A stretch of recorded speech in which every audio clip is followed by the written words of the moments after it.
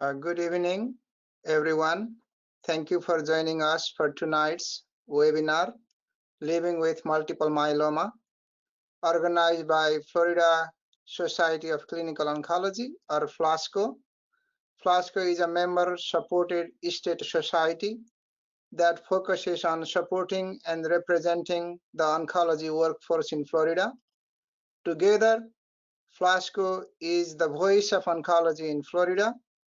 Many of the individuals presenting and participating in this webinar are FLASCO members, and we are grateful for their support. We would also like to thank Takeda Oncology for making it possible for us to share this important information to our patients.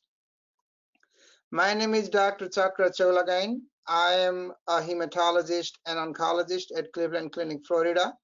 I am also the director of multiple myeloma and amyloidosis program for Cleveland Clinic, Florida.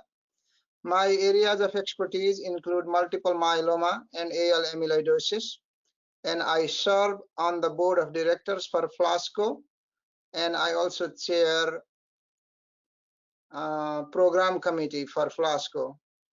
Our oncology experts and I will discuss the mechanism behind multiple myeloma, its treatment options, as well as more individual focused areas, including support for caregivers and patient advocacy. Before we begin the presentation, I would like to let everyone know that this webinar is being recorded so that those who were unable to attend can view the program at a later time. Also, your lines will be muted for the duration of the webinar. Towards the end of the meeting, we will host a question and answer session, and we encourage you to submit questions or comments throughout the webinar.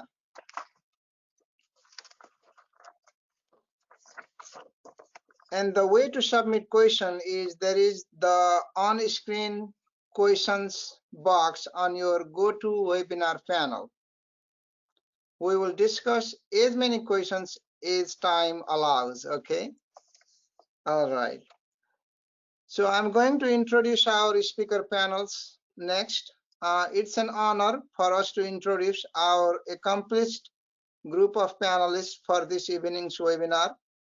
I will briefly introduce them now, but please read their impressive bios in the webinar agenda available for download in the handout box on your GoToWebinar panel. So there is a handouts box where you can download the bios of the speakers, and there are other things in there including our agenda for today, and there are slides for disparities in multiple myeloma and resources for our patients. Okay, so our first panelist is Dr. Brandon Blue, who is a physician at Moffitt Cancer Institute. Dr. Blue's clinical interests include treatment of plasma cell disorders and evaluation of patients for stem cell transplant.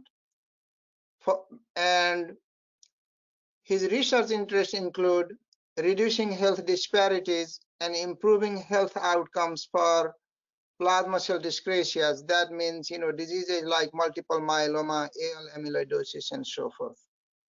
Our next panelist is Dr. Ariel Grajales-Cruz, a physician in the Moffitt Malignant Hematology and Cellular Therapy at the Memorial Healthcare System here in South Florida. So Dr. Blue from Moffitt North in Tampa, and Dr. Grajales-Cruz from Moffitt South here in Pembroke Pines, Florida, okay? Dr. Cruz's clinical and research interests include lymphoma, plasma cell dyscrasia, including multiple myeloma. And also joining our panel is Lisa Barakat, an oncology social worker at Moffitt Cancer Center in Moffitt Cancer Center. She works in the outpatient malignant hematology program. Lisa works with patients, their caregiver, to cope with their diagnosis through psychotherapy, supportive counseling, advocacy, and collaborative efforts with medical team.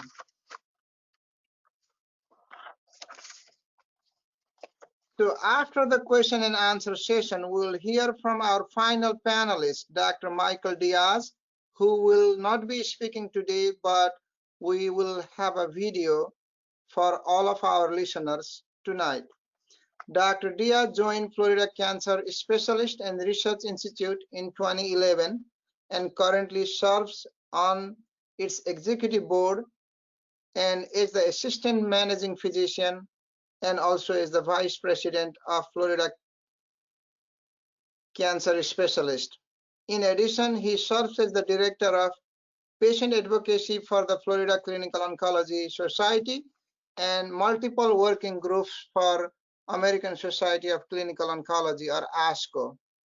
Thank you, panelists, for joining us to share your insights on the different aspects of living with multiple myeloma tonight. Next, I'm going to talk about the disease, multiple myeloma. I'm gonna start off with what is multiple myeloma. So all of you, participating tonight are familiar with, this disease. So myeloma is a cancer of plasma cells. The plasma cells are a type of, white blood cells. They reside in our bone marrow and they make immunoglobulins for us, or antibodies, to fight off infections and cancers and other environmental toxins. But when the healthy plasma cells turns into malignant cells, it's called malignant plasma cells, or multiple myeloma cells, or simply myeloma cells. And these abnormal plasma cells, cancerous plasma cells, or myeloma cells, produce abnormal immunoglobulin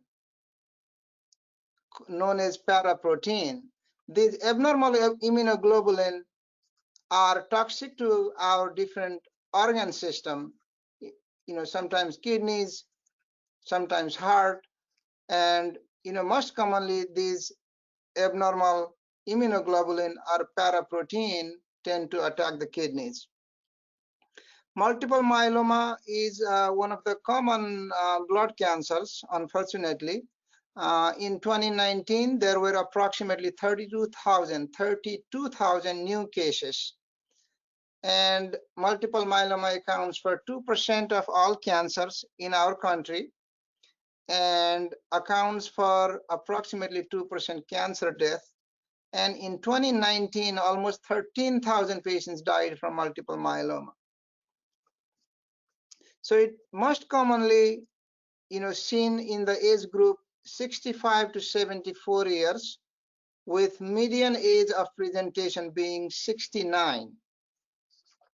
So I mentioned the malignant plasma cells make abnormal immunoglobulins called paraprotein. The normal immunoglobulin as well as the abnormal immunoglobulins, or the paraproteins, have two heavy chains and two light chains. The heavy chains typically are known as IgG or IgA or IgM. IgG is the most common type of myeloma, followed by IgA. And the light chain can be either kappa or lambda. So your myeloma, if you have IgG myeloma, it will be either kappa or lambda most of the time. And sometimes you can have only light chain myeloma, means the malignant plasma cells doesn't make the heavy chain, means doesn't make, let's say, IgG or IgM or IgA, but it only makes the light chain component, either kappa or lambda. So whatever the product of malignant plasma cells is from bone marrow, it can be that particular product will be elevated. For example, if you have IgG kappa myeloma, your IgG will be high and kappa light chain will be elevated.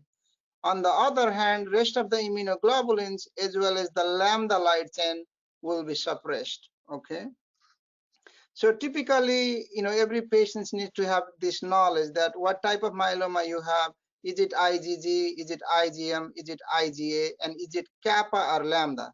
Because why it is important? Because these immunoglobulins, abnormal immunoglobulins, are paraprotein made by the malignant plasma cells or myeloma cells, are also the biomarker for the disease. Means, we will be tracking those numbers every month or so while our patients are receiving treatment to find out if they are responding to the therapy. So let's say you have IgG lambda multiple myeloma. So with therapy, your IgG levels should come down towards normal. Your lambda level in the blood should come down towards normal. Okay, so those are also, they also serve as a biomarker. So the way I try to teach my patient is, bone marrow is the factory where the myeloma is located, and the factory makes an abnormal product or toxic product in the form of a protein like IgG kappa or IgG lambda or IgA or IgM kappa and lambda. So if we target the factory, the bone marrow, with anti-myeloma therapy, we can eliminate the product.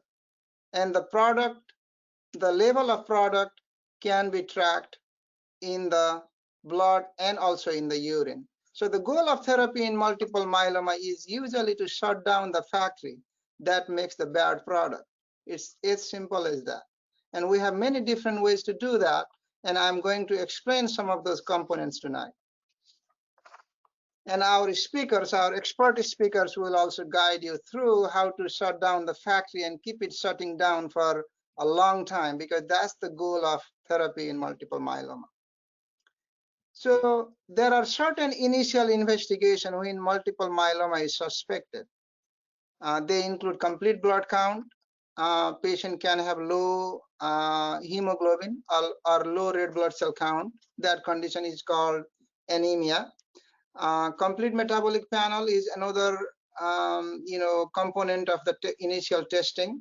That include kidney function and calcium levels. And in multiple myeloma, calcium level can be high, and the kidney function or the creatinine can be elevated. And then the further testing include to find out how much abnormal protein or the myeloma protein the patient has, and what is the type of it, so that we can find out what type of myeloma it is. And we will also know what to look for down the road, what to monitor, and what to do, what type of testing should be done on repeat testing while we are monitoring response to therapy. And there are tests known as serum protein electrophoresis, urine protein electrophoresis, and immunofixation. Beta-2 microglobin and LDH are two biomarkers that are prognostic. Elevated levels of both of them is considered worse, and normal levels considered better. Sometimes we also do 24-hour urine collection to look for the amount of abnormal protein the myeloma is making in your body in 24 hours. Because that quantification is necessary, because we need for us to find out our milestone, we need to know where we started. So the next and most definitive testing I'm sure you have all gone through or you have heard about is bone marrow aspiration and biopsy. That's almost always is the diagnostic test for multiple myeloma. And if the bone marrow has more than 10% malignant looking plasma cells, that's one of the criteria for diagnosis of multiple myeloma. And the bone marrow has two components. One is solid and another is liquid. The solid component, the pathologist will cut into several small layers and then make a slide and they review under microscope. But on the liquid components, they do certain special tests, like one of the most important prognostic tests is called multiple myeloma FISH testing. So if your doctor had done a bone marrow, you have to ask, was multiple myeloma FISH testing done on my bone marrow, and what was the finding? Because the results of FISH can be prognostic. Similarly, if you hadn't had a beta-2 microglobulin or LDH level at the time of diagnosis, you should ask, if it was done, and you should request it to be done. Okay, and as I discussed previously, multiple myeloma is a disease of bone marrow, and disease of the bone, and the growing cancerous plasma cells or the myeloma cells punch a hole in your bone marrow and make your bone vulnerable to fractures. Sometimes fractures can happen with, spontaneously or just from a very, very minor trauma, like, lifting a gallon of milk or, 2 pounds grocery bag can cause fractures sometimes, or a very seemingly minor fall can cause fractures. We call them pathologic fractures. Sometimes we order a special test like MRI and PET scan to find out if there is multiple myeloma that's not detectable on regular X-rays. So there are various ways of doing initial evaluation. And some of the things I mentioned, I'm sure your doctor has done those, to evaluate your disease. And the cause of multiple myeloma is not completely known. Probably it has to do something with environmental factors, but there is really nothing that the researchers have been able to pinpoint. But we all know for sure that, multiple myeloma typically is preceded by a pre-malignant conditions like, MGUS, monoclonal gammopathy of undetermined significance, that has a propensity of approximately 1% per year rate of transfer conversion into active multiple myeloma. Another precursor for multiple myeloma is known as smoldering myeloma or asymptomatic myeloma, and those patients tend to have a much higher risk of converting into active multiple myeloma over the years, and it is usually up to 10% per year. So typically for MGUS, which is a precancerous or precursor of multiple myeloma, no active therapy is needed. And also for smoldering myeloma, we don't usually recommend treatment outside of clinical trial. But when you have active myeloma means you have malignant plasma cells in your bone marrow. The malignant plasma cells had made an abnormal protein called paraprotein, and the malignant plasma cells are causing kidney damage, bone damage, or causing underproduction of your red blood cells in the bone marrow, leading to anemia. So-called CRAB criteria means, you have high calcium, you have a renal insufficiency or kidney failure, anemia, and bone damage. That's when we assign the diagnosis of active multiple myeloma, and that requires immediate treatment. Whenever we have these CRAB criteria, or patient has symptomatic multiple myeloma, having bone pain, or worsening kidney function or worsening anemia, that are a very high calcium level, that requires immediate treatment to prevent further damage to the kidney so that the patient doesn't end up in a dialysis, to prevent bone damage leading to hip fracture, or the most dreadful one is the spinal fracture that can lead to paralysis. Somehow multiple myeloma likes the spine. It can cause compression fracture of the spine, and that can cause spinal cord compression, or spinal nerve compression that can cause pain and suffering, and in the worst case can cause paralysis. And we as a physician, and we all healthcare provider, would like to prevent those complications by treating these symptomatic patients. And one of the goals of initial evaluation will include if there is already some damage to the spine, and does that spine needs stabilization. Those type of things we always look into in the beginning.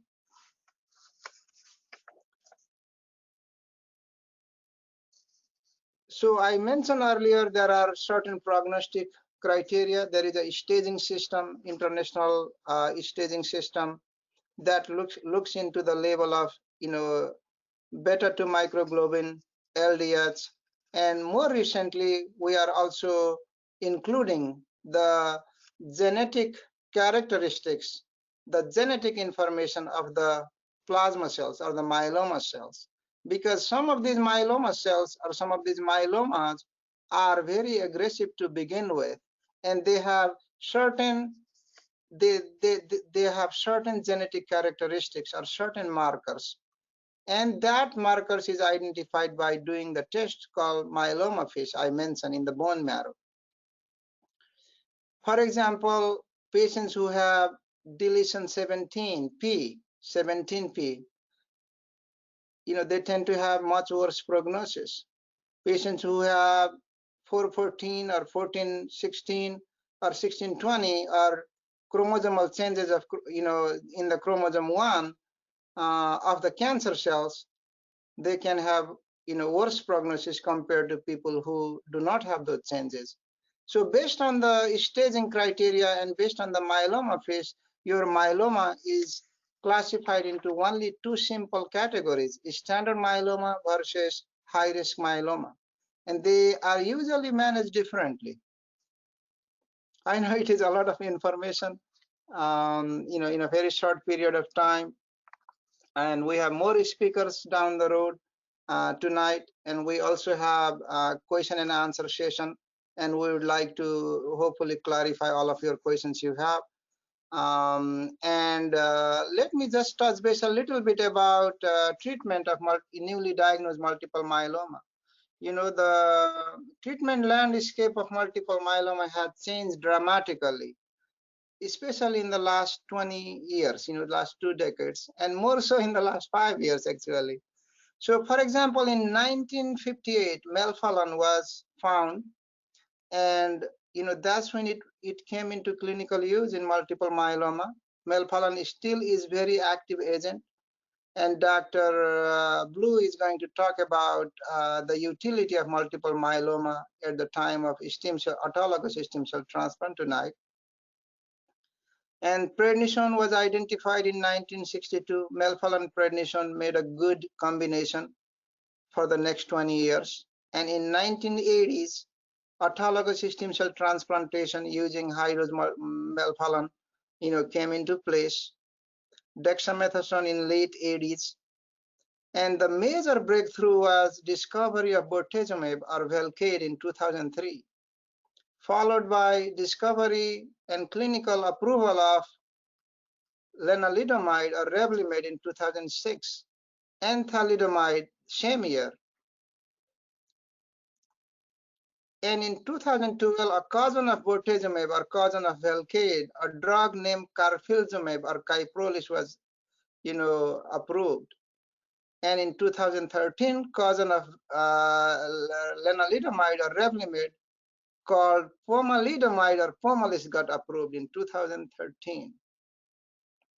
2015, probably one of the major breakthrough of all time in the care of multiple myeloma, daratumumab, the CD38 monoclonal antibody, or the immunotherapy, got approved in 2015. And in 2019, an oral drug called selinexor was approved. And in 2020, early 2020, belantamab mafodotin was approved, which is an immunoconjugate. It's a type of immunotherapy. And then also in 2020, we got approval for another monoclonal antibody called isatuximab.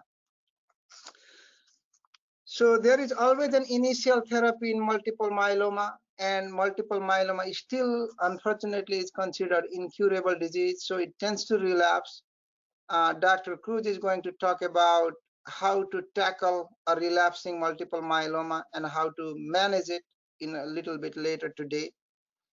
And we, will be able to answer questions that you have around that. But typically, as I mentioned earlier, the management of multiple myeloma depends if it is a standard risk myeloma, is it a high risk myeloma, is the patient a stem cell transplant candidate, or if the patient is not eligible for stem cell transplant. So those are the major issues your doctor will try to identify.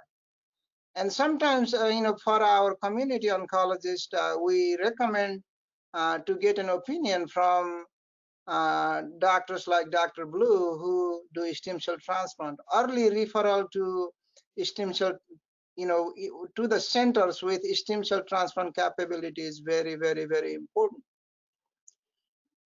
And typically, we have a new diagnosis of multiple myeloma. Patient is young, relatively healthy, doesn't have a lot of medical problems, and that person is considered transplant eligible.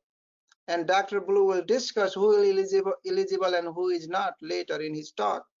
But typically, those who are younger, fit, healthy,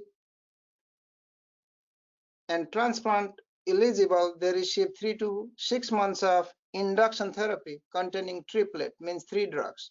It's always best to try 3 drugs because multiple studies have shown that 3 drug combination is always better than 2 drugs. Usually the regimen we use in younger fit stem cell transplant candidate patients is called RVD, Revlimid, Velcade, and dexamethasone. We use treatment anywhere between 3 to 6 months. Stem cells are collected and you go for transplant. And after the transplant, you go typically for lenalidomide maintenance until at the time of relapse or until it is not tolerated anymore. And for those who are not eligible for transplant, and if it is a standard, risk disease, we recommend induction therapy again with 3 drugs. So always, try to, be on 3 drugs when possible in multiple myeloma because the 3 drugs work better than 2 drugs.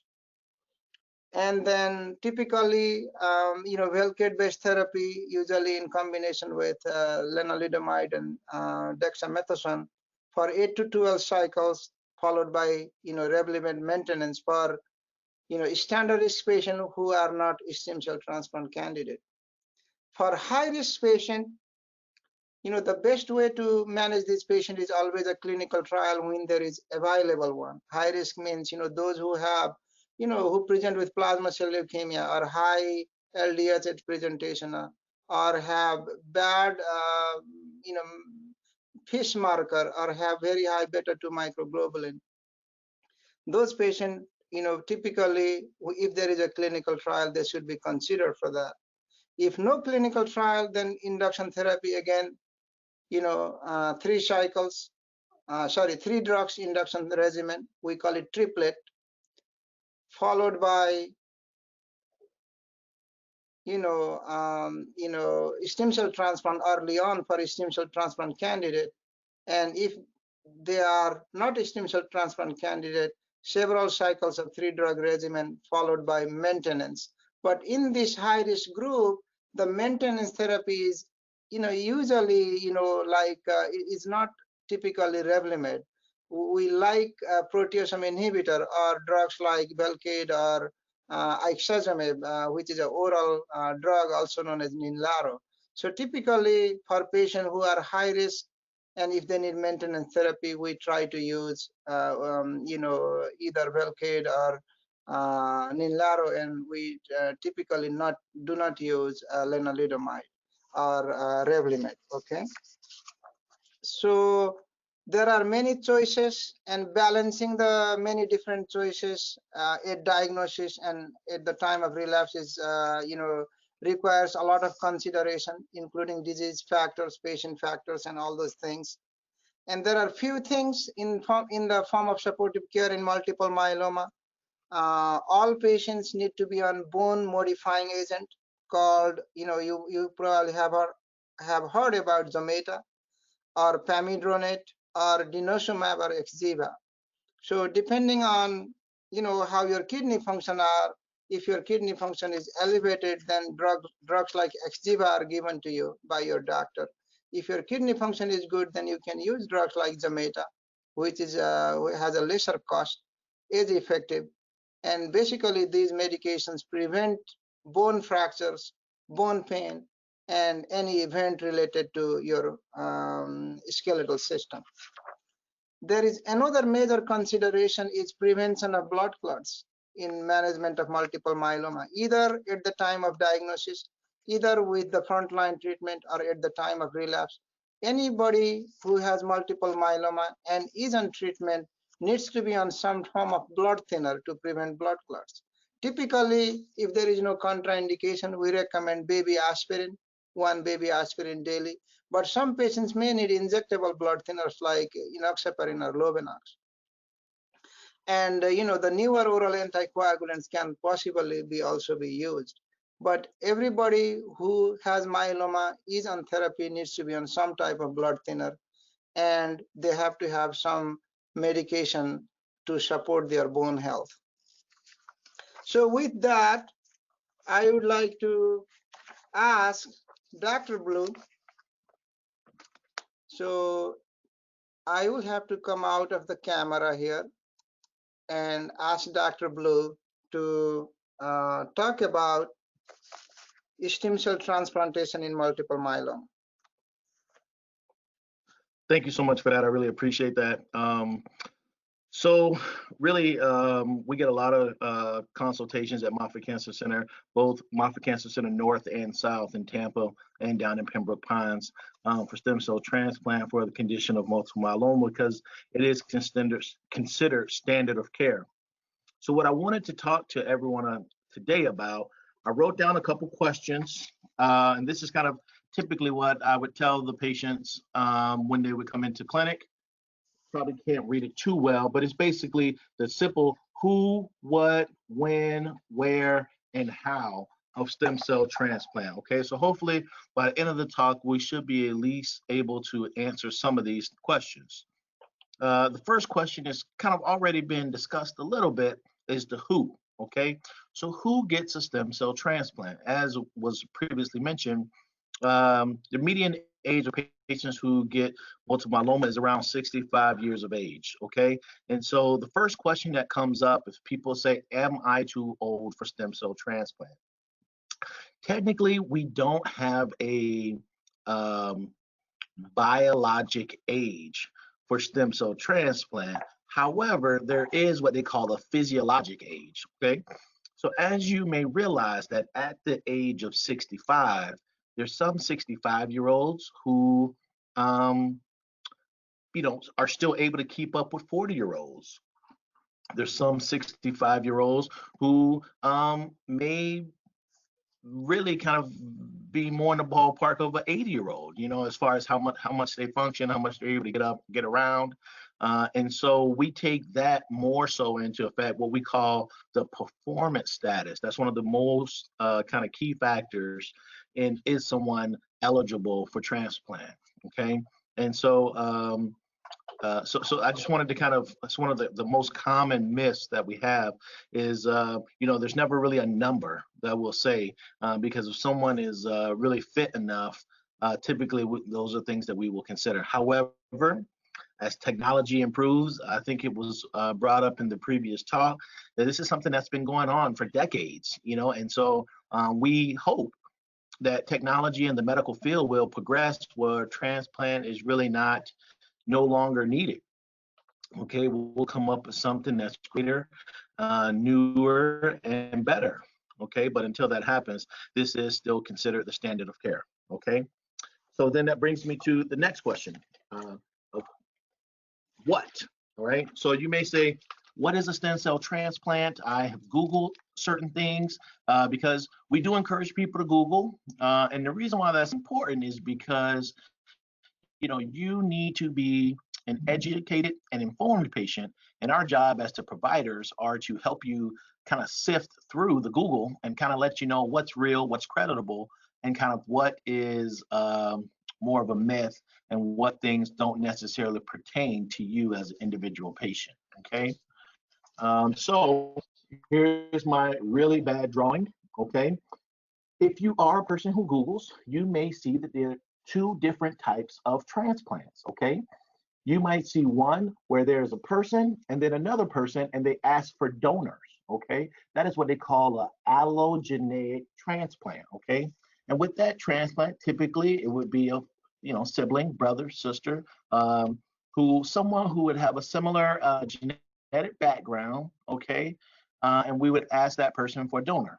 However, We typically try not to do that for this type of disease, for multiple myeloma. There are some kind of very unique circumstances, and as well as there are some clinical trials that were previously been done to try to answer that question. However, it really hasn't been very successful, okay? And so we reserve that special allogeneic type of transplant for people who have a condition called leukemia, okay, which is kind of a different type of cancer altogether, okay? So that means, again, if you're someone who has been Googling, that this type here, this autologous transplant, okay? And as you see, there's no donor, it's just one person, okay?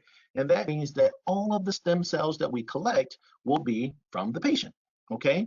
So no need to buy your loved ones extra fancy Christmas gifts or anything like that, thinking that they will be needing to butter up to them for to be a donor, because we use it all from the patient, okay? And so I want to just kind of walk you through a little bit of the process, okay? So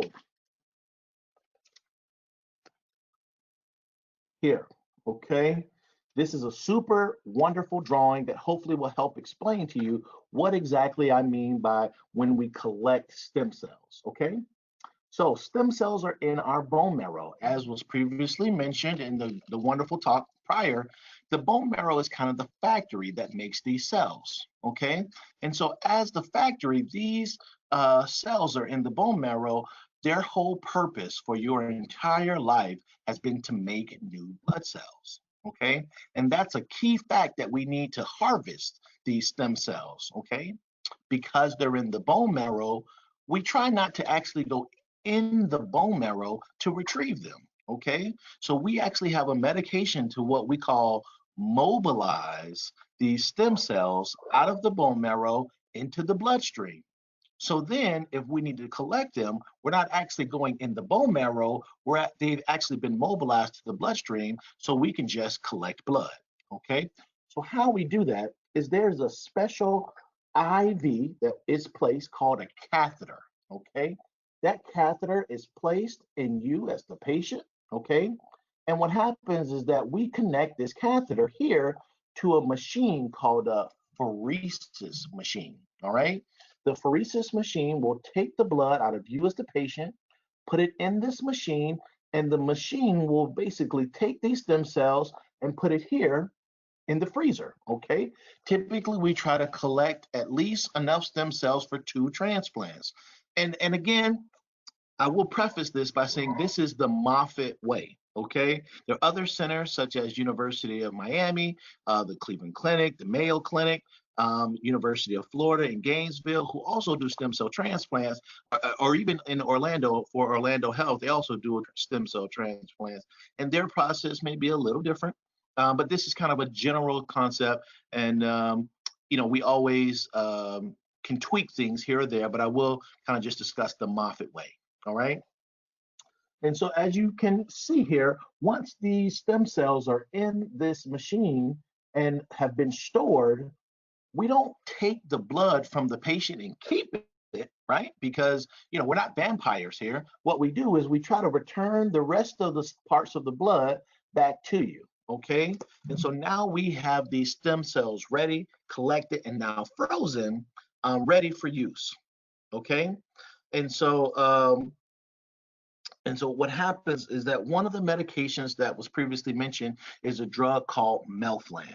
All right, melphalan has been around for a long time. Okay, and melphalan is what we consider to be a heavy-duty, high-dose chemotherapy agent. All right, a way that I consider it to be analogous to is a bomb. Okay, it's a chemo bomb. And as you can know with typical bombs, once bombs go off, they really don't play favoritism. Okay, bombs can hurt the enemy as well as hurt, the friendly fire. Okay, because bombs don't differentiate. Similarly to the melphalan, once it kind of goes off, it basically can kill the bad cells, which is great, but it also kills a lot of the good cells that you have, and basically it's kind of like a reset button inside of that bone marrow, where that really, if we never gave you back any of these stem cells to grow new blood, that really that bone marrow factory would remain empty without the workers, okay? And so what we do is we try to replace the workers at the factory by giving these stem cells that we had previously collected through that pheresis procedure. We thaw them out, and we give them back to you in a very seamless kind of transition way.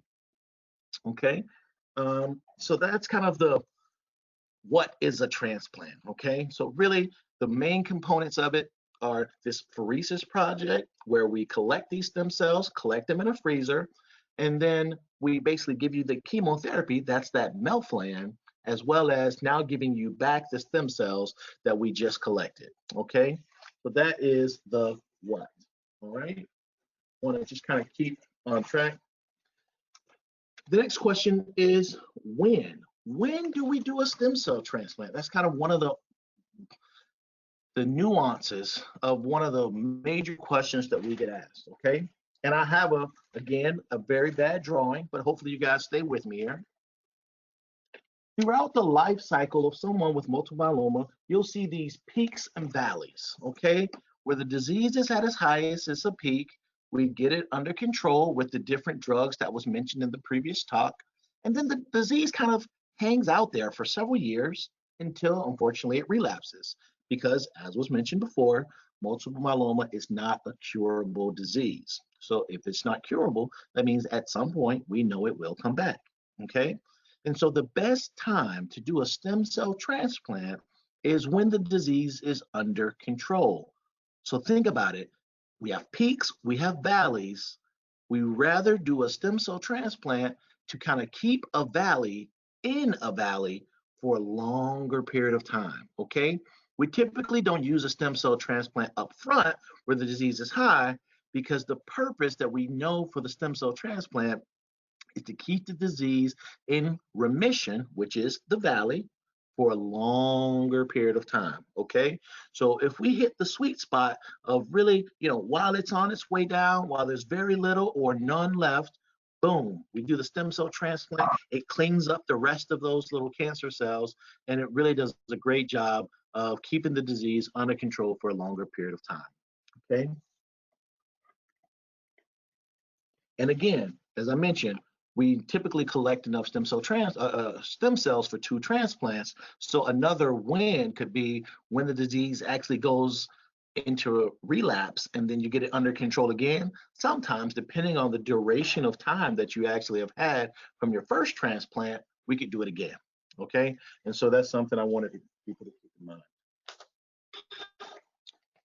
Okay, the next question, also very important, is where, okay? So people commonly ask us, because we, of course, get consults from all over the world, where do I get my transplant? Where exactly, what exactly happens, okay? So here at Moffitt, and again, like I said, this is the Moffitt way, we have 2 types of transplants that we would do for this autologous transplant, okay? There's an in the hospital version, okay? Or people can actually do this as what they call outpatient, or meaning that the bed that you sleep in is not a hospital bed. It's actually a bed outside of the hospital, and you come back and forth every day. And that's really the preferred way to do it for a lot of people, because being in the hospital for several weeks, sometimes people would prefer to be outside, okay? And as well as there's several studies that we have done and others have done that show that the safety factor of being inside the hospital, outside the hospital is still just as safe, okay? So the common question is, where exactly do people live when they have to relocate to Tampa, all right? So typically we say, if you were to come to the Moffitt in Tampa or one of the other centers that do stem cell transplant, typically you have to be there around a month, okay? That's a good time to kind of keep in the back of your head of saying that's how much time it'll take for this process to kind of complete. Typically, there's about 4 places that people typically live when they're here. The number 1 place, sometimes people have relatives. There's a Aunt Betty or a cousin Mary that people can stay with that's close to the cancer center, and we say, hey, by all means, if they're willing to accommodate you, sure, go stay with family members. That's definitely appropriate. The second place that people stay is there is a house or a building that was donated by the American Cancer Society called the Hope Lodge. Okay, the Hope Lodge was donated for people who were undergoing chemotherapy and cancer-related treatment, and so the Hope Lodge is actually located on the Moffitt campus. So it's literally in our parking lot, and it's something that people technically it's not in the hospital, but it's close enough that people can kind of make a small walk or a small commute into the cancer center. Okay. Other two places would be sometimes people rent hotel rooms for the month or apartments. Okay, so those are typically, if someone is to do the out of hospital experience, those are typically the four places that people live with family members, the Hope Lodge, with hotels or apartments. And we do have a social worker who will be speaking to the group later, and she may be able to comment on that a little bit more if needed, or if there's questions about certain cost aspects related to lodging. Okay. The last question that I wanted to just kind of cover is the how. You know, like how is it that this stem cell transplant process is able to kind of help folks, okay? And some people may even ask, you know, if this stem cell transplant is so good, why doesn't everyone do it, okay? And that's because prior to doing the stem cell transplant, prior to doing that pheresis procedure that I've already described, people have to complete what they call vital organ testing, okay? Vital organ testing means we take all those organs that have been in your body for the past 65 years. We kind of, you know, look underneath the hood, we kick the tires, we kind of do these tests to make sure, is someone healthy enough to have this type of stem cell transplant procedure, okay? Sometimes we find things, okay? Your body has been exposed to 65 years worth of life, okay? And sometimes that means that the heart really doesn't function as good as you think it does. Sometimes that means that, you know, your significant other who smoked, you know, in the same room with you for 30 years, unfortunately, you have some, you know, smoking related effects and your lungs really aren't healthy, you know. So sometimes there are certain stipulations that make transplant probably not a reasonable choice for some folks, okay?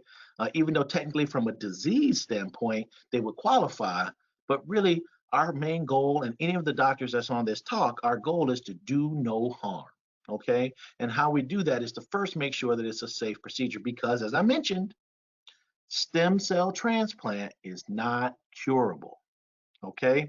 It's not a curative procedure. It is to keep the disease under control in that valley for a longer period of time, okay? And so given the fact that it's not a curative procedure, we don't want to hurt someone in the process, okay? The risk of death from an autologous stem cell transplant at most centers is around 1%. Luckily, here at Moffitt, we have under 1% chance of mortality. And I would assume major, you know, kind of high volume centers similar to Moffitt would have a very similar less than 1% mortality from autologous stem cell transplant. And so that's kind of really what I wanted to talk about today. Those are the who, what, when, where's, and how of autologous stem cell transplant for multiple myeloma. And really, there'll be a question and answer section at the end, but hopefully that clarifies some of the myths, some of the, you know, kind of granular details of exactly what happens behind the scenes. And I'll be more than happy to stay around for more questions in the question and answer section. Thank you. Thank you very much, Dr. Blue, for outstanding presentation. Now I would like to remind all attendees that if there is any questions or any thoughts we would like you to share with us, please type them into the question box, okay, questions box, and I will read as many as we can during the question and answer portion of this webinar towards the end, okay? I would now like to turn it over to Dr. Cruz to turn on his webcam and continue with his presentation on relapse refractory multiple myeloma and on how to manage them. Okay, thank you very much, Dr. Cruz, in advance. Good evening, guys. I'm Dr. Grajales. Thank you so much for the introduction, Dr. Shalagan, and congratulations on a wonderful introduction on what myeloma is. And same goes to Dr. Blue. He did a phenomenal job as he was talking in terms of bone marrow transplant. And now I want to talk a little bit about what relapsed refractory myeloma entails and how we can tackle this, right? Throughout the presentations, we've seen how, unfortunately, we're dealing with a technically incurable disease, which to begin with, it takes heavy biological, but also emotional toll on all of you guys. And it's up to us to help you understand the disease, to help you understand what's out there and how we can overcome all these setbacks that can happen over time with the relapse situation. Myeloma is not what it used to be 20 years ago or even 10 years ago. Now we have a multitude of options when it comes to options for treatment. And when it comes to relapse refractory disease, I think one of the most important things is to understand the history of the disease for each individual case, but more importantly, the history of the treatment, how it came across, how it was tolerated, what drugs were used in the past, and in which drugs you progressed on. And then based on that, we can make a very good assessment as to what the disease is doing and what can we expect in the future, right? Also, it's very important to understand the biology of the disease. Not all myeloma is the same. Like Dr. Shalagan was just talking a couple of minutes ago, all these biological aspects that come from the fish panel are crucial when it comes to understanding what's going on and what to expect of the disease. But also, it not only gives you a prognostic quality, but also potentially a therapeutic one. And I'll get into one of the drugs that can be used in that setting, right? Also, it's really important to understand the toxicity because at the end of the day, the rule that we always live by is do no harm, right? So the last thing that we want to do is to give you guys a drug that can potentially harm you or cause you more trouble than even the disease is doing at the time. And also some drugs can have similar toxicity profiles or some toxicity profiles that we can kind of anticipate ahead of time. One of the very important notions that Dr. Shalagan was mentioning, 3 drugs, always 3 drugs, especially when patients are relapsing. It's better, at least in my book, to dose reduce some of the drugs and give 3 drugs than give one drug at a fuller dose. That way we can tackle the disease at different angles, right? And give you the best chance of coming out of this. And so I don't know if Daniela has that slide, because I think it's a good summary, and I'll be talking about all of the drugs. It's actually, the good thing about social media nowadays. There you go. This is a slide that a picture that one of our peers, Dr. Rajkumar, who's very prominent oncologist when it comes to myeloma, and he posted this slide 2 days ago maybe on his Twitter page, and I thought it was just a phenomenal summary of what's out there, right? Because at the end of the day, that's what we want to understand. When you guys come to our clinics and say, okay, so I have myeloma newly diagnosed, or I have a relapse refractory multiple myeloma. So, this is what it comes down to understand what's out there. What do you have left for me to try? And if you see here, you have different families in terms of medications. You have the immunomodulatory drugs like Revlimid and Pomalyst. Thalidomide is a little bit, it's the old IMiD that is still commonly used in Europe. In the United States, we use it less and less and less for toxicity purposes. I'm sorry, for toxicity reasons, should I say. But all of these are cousin drugs and shared somehow the toxicity profile. Proteasome inhibitors are fundamental when it comes to the backbone of the treatments for multiple myeloma, and you have three, and we already touched base a little bit about those. But now we're moving in the direction of more molecular and immunotherapy areas and more exciting treatments that are giving very good results, like monoclonal antibodies that target different areas, CD38 or SLAMF7. We have ELO, we have daratumumab, isatuximab. We have a bunch of drugs that are in the pipeline.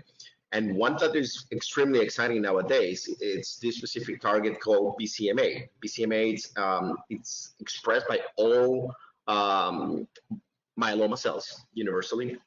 So it's really exciting to have several drugs that target that, right? And we're trying to understand what can be accomplished with those. Other drugs like parabinostat and selinexor have been in the pipeline for a long time, right? So it's something that it's good to talk about. Now, if we take the basic triplet that include a Revlimid base, we have several trials that have studied what these drugs can do. For example, the Tourmaline trial studied the combination of Nilaro, which is a proteasome inhibitor, with Revlimid and dexamethasone. This Tourmaline trial demonstrated benefit of these three drugs when compared only to Revlimid and Dex, right? Not only in terms of progression-free survival. The overall survival has not been reached, but the toxicity profile was somehow similar in both arms. But the progression-free survival, which is what Dr. Blue was referring to in terms of for how long can we keep the disease at that valley, right? Prior to going to the peak, was improved like by 5 months. If you think about it, 5 months might not sound phenomenal, right? But when it comes to a disease that is evolving so fast in terms of treatment, those 5 months can make a big difference in terms of what's going to be available in 5 months, what's going to be the next home run, right? So, and that's crucial.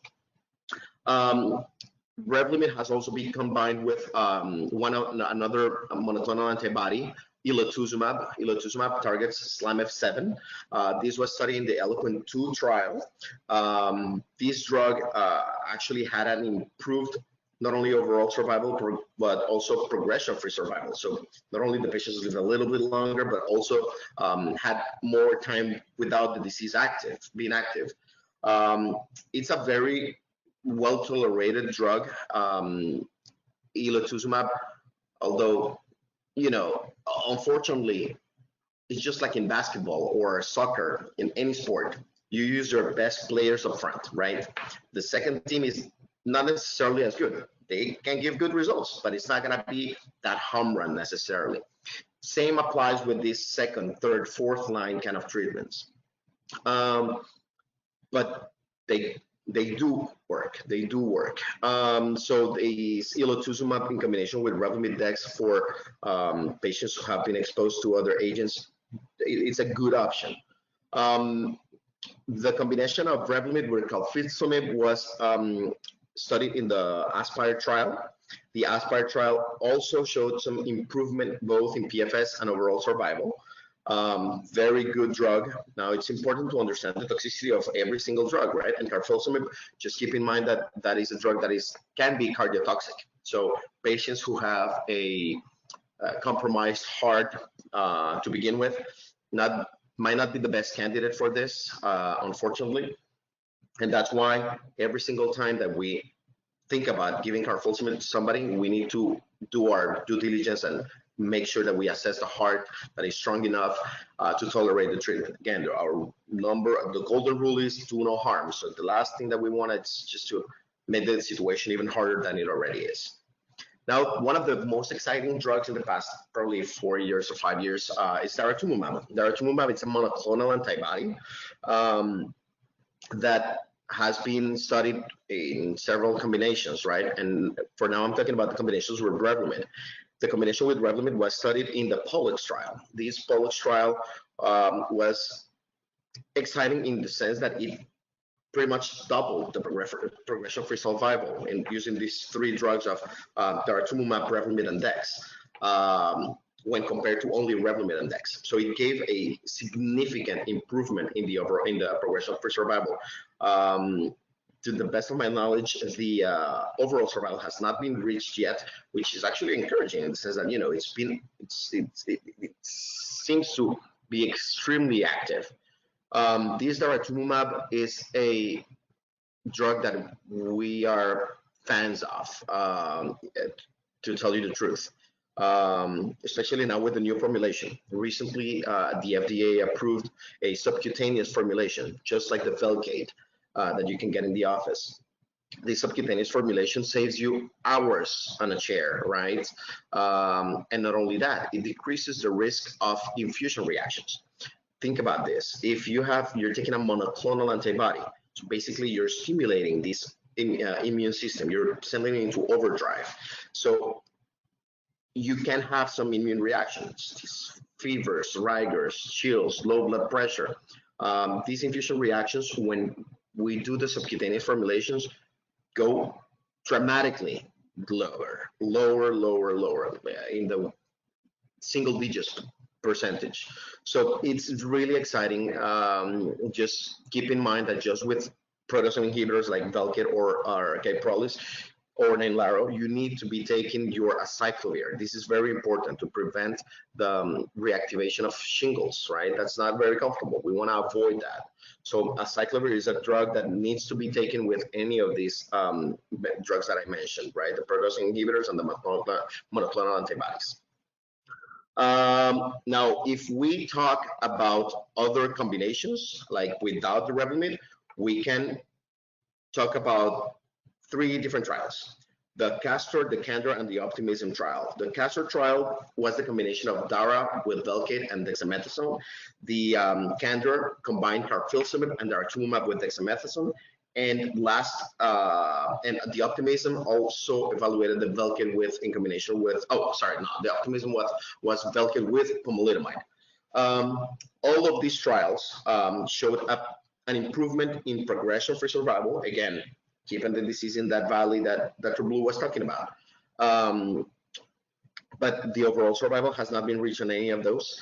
So it's hard to say what's what in that sense. However, progression-free survival, again, we're dealing with an incurable disease. So even though the overall survival has not been reached, just having that progression-free survival is very encouraging. Like I said, daratumumab is very well tolerated. Neutropenias can occur, meaning low white blood cells, so you can be at higher risk of infection. Shingles. So acyclovir is paramount in these combinations. Pomalidomide, it's a similar drug it's a cousin drug to Revlimid, okay, to lenalidomide. In my experience, actually, pomalidomide is better tolerated than Revlimid. Pomalidomide can have some cytopenias, so lower counts and whatnot, but the GI toxicity, like the nausea, the vomiting that can happen with Revlimid, that heaviness, it's actually a little bit better. And pomalidomide has been studied in several combinations as well with daratumumab, but also with a new drug that was approved not too long ago called isatuximab. This medication, similar to what daratumumab does, it targets CD38, okay? The combination of isatuximab with Pomalyst and dexamethasone was studied in the Icaria trial, so a phase 3 trial that is giving really good results. The downside of isatuximab, at least in my experience, is that it's an infusion. So it takes a little bit longer. It's not as practical as the daratumumab, which is just a subcutaneous injection, right? But it's a really good drug, just as active as daratumumab, and that's another option. Now, another question would be, So if you can use pomalidomide after Revlimid, after lenalidomide, can you use isatuximab after daratumumab? Well, we don't have that answer yet. Some clinical trials are evaluating that aspect. We don't know. We don't know if there's any role for isatuximab after dara. It's possible, and you know, and like I said, it's a really good drug. It's another option, and it gives you other venues. Ilotuzumab was also studied with pomalidomide, just with Revlimid, okay, just like with Revlimid. And again, it did show some improvement in the progression-free survival, but not the overall survival, okay? So now you are seeing the trend. You have all these drugs that are available to you. We just need to be very aware of what the combinations have been in the past. Why? Because the one thing that you don't want to do is to recycle drugs in myeloma. If you have a patient that has been on Revlimid and Velcade, for example, went to transplant after achieving a VGPR, very good partial response, or a complete response, was put on a maintenance, let's say it's a standard risk myeloma, was put on a maintenance with Revlimid, with lenalidomide, and then progressed. Then and progressed while on lenalidomide, then probably it's not the wisest idea to use that same Revlimid in combination with another drug, right? At the end of the day, if you already progressed on the Revlimid, there are other options. Think about just switching gears, right? Going to that pomalidomide or using a monoclonal antibody. That way, you can target the disease in a more effective way. To me, recycling medications when you have other options is kind of, you know, the definition of insanity by Einstein, doing the same thing and expecting a different outcome. Especially when you have other options. When you run out of gas, then yeah, we'll have to be a little bit creative. But if it's an early relapse, we just need to figure something out, and that's very important. Now, after you relapsed and just think about this, right? I've already talked about pomalidomide, Revlimid, Velcade, Kyprolis, Ninlaro. Sorry, I'm using the commercial's name. Ilotuzumab. We've talked about daratumumab. We've talked about isatuximab. We have just right there 8 drugs that can be used in different combinations. So we have options, okay? We have options to use at some point. Very important. Remember, no recycling, and more importantly, remember the toxicity, okay? We need to make sure that the combination that we use, it's tolerable to you guys, okay? Now, other monoclonal antibodies have been approved, okay? And one of those targets BCMA. BCMA, like I said, it's expressed by all myeloma cells, and this is targeted by a new drug that was approved by the FDA 2 months ago, if that, called belantamab. Belantamab was studied in the DREAM2 trial. Well, actually, all the DREAM trials, but anyhow, this belantamab mafodotin, it's anti-BCMA antibody drug conjugate, okay? And it's a very interesting drug in the sense that it provided an improvement in progression-free survival in patients that were refractory to several lines of therapy, right? These included all IMiDs and protease inhibitors and anti-CD38. So these are patients that were, to begin with, very heavily pretreated. Now, belantamab comes with a toll, okay? One of the main toxicities that can happen, and remember, this is a brand new drug. Not all of us have experience dealing with belantamab per se, right? Because it just came out of the pipeline. But the main side effect that we need to be aware of comes with the eyes, okay? There is keratopathy that can be associated with belantamab. So a visit with an ophthalmologist or optometrist prior to every dose of belantamab, it's crucial. It's actually mandatory to be tested for your eye acuity and to make sure that you're not having any dryness of the eyes or irritation or anything like that, which could lead to either adjustment or just discontinuation of the medication, because it's seen in almost half of the patients. Okay, the counts can also drop, but it's a drug that is active, so it's frequently used.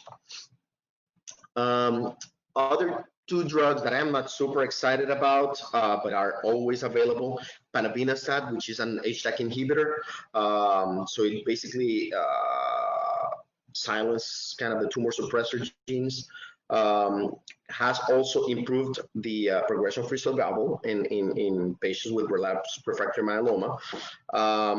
Heavy on the belly, can cause a lot of diarrhea.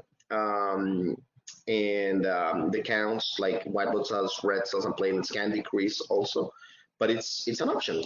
Actually, panabinostat can also be used for patients who have had a refractory disease to pretty much all the proteasome inhibitors, right? Bortezomib, carfilzomib, and Milaro. Panabinostat can really sensitize the patient to those drugs, so it can be used for that purpose.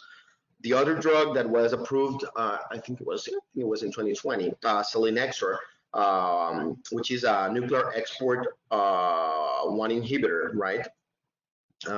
So this drug, it's interesting in the way that it works, right? Because it induces the retention and activation of the tumor suppressors, and then the oncoprotein expressions. But the progression-free survival was improved by only 3 or 4 months. It's kind of one of those drugs that cause controversies between myeloma doctors, whether or not it's a good drug and was worth being approved, but it's there, okay? Now, it's important to remember the GI toxicity. This medication can definitely be very heavy on the belly, okay? This nausea, this vomiting can be severe. So it has to be given with a lot of anti-nausea medications, okay? Because it's expected.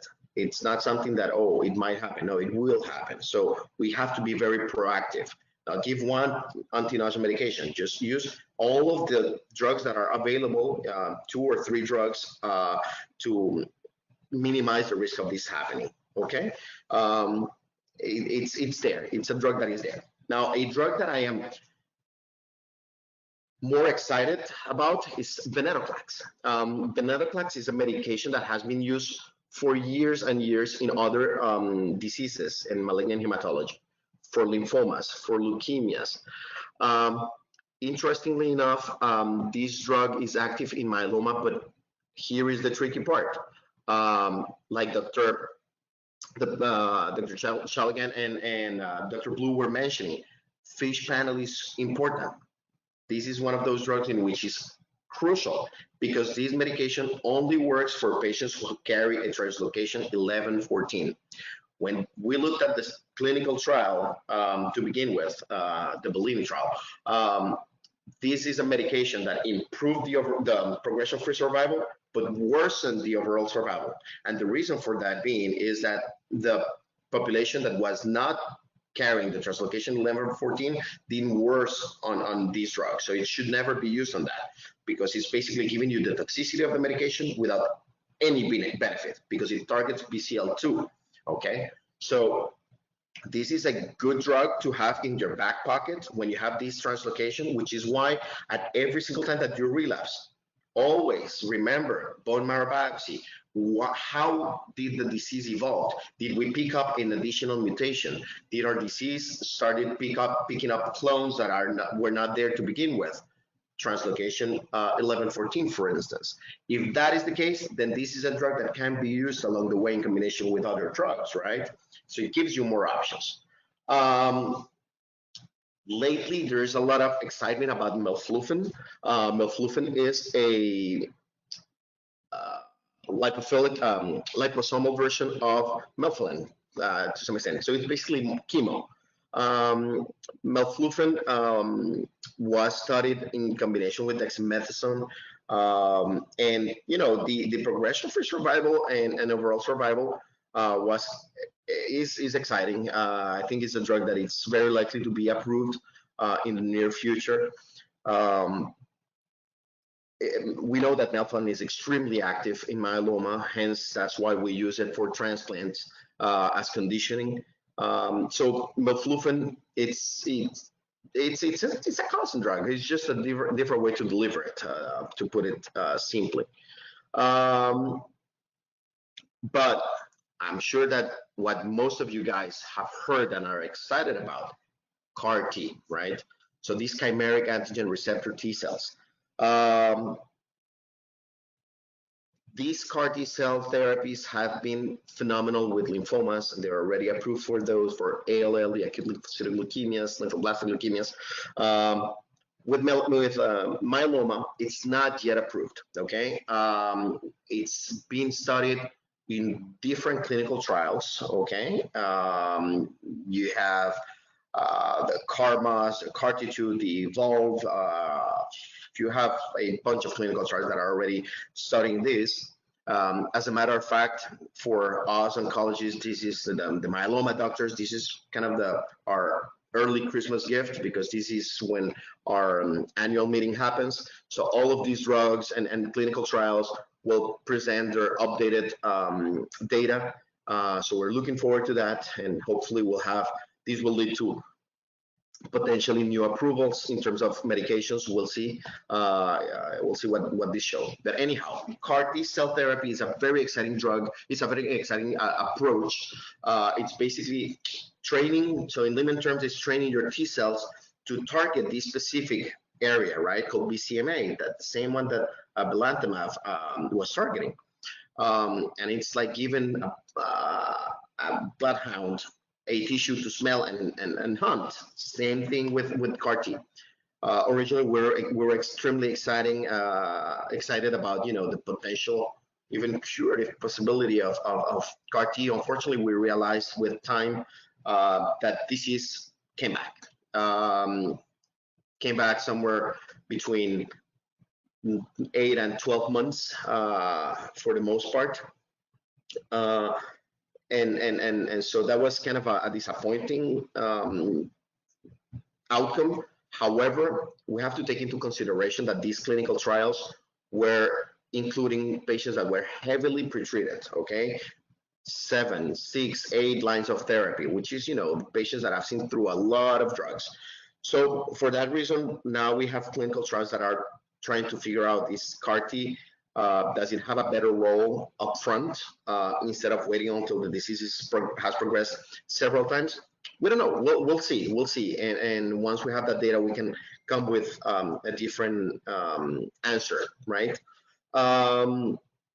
We also have other drugs that are becoming available, and that's why I love this little slide that Dr. Rajkumar made available on Twitter, because in black it shows what's out there already, and in blue is what's more exciting and closer to be approved somehow. We'll see. Hopefully CAR T can be in that situation soon. We'll see. Hopefully by 2021, early 2021, we'll have some answers. But with the COVID situation, well, everything was a bit delayed. In a nutshell, remember, for relapsed myeloma, we have options, right? We just need to find the best combination possible for you guys individually. This is based on history, okay, of the disease, history of the treatments, of the tolerability of the drugs, okay, and taking into consideration your performance status, how well you are doing currently, and how likely you are to tolerate 3 drugs at a lower dose instead of just 2 at a higher dose.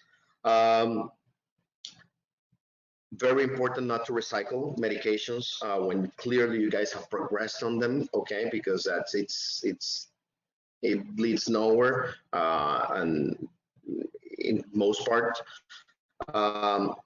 But the most important thing, and this is why I wanted to save this for last, remember, myeloma, it's an incurable disease, hence the need for maintenance therapy, okay? Leaving the disease unchecked is not conducive to a good outcome, okay? Just like diabetes, just like hypertension, you need your blood pressure medication, you need your anti-glycemic medications. Well, you need your myeloma medication as well, okay?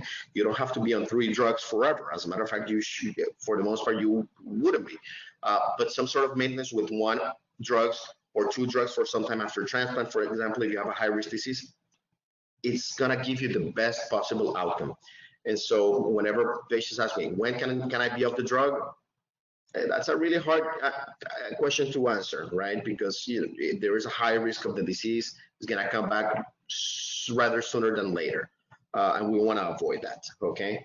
But anyhow, I'm gonna wrap that up with that, and we'll be here just like with Dr. Blue and Dr. Salgan to answer any questions that you might have, and we'll be happy to address them.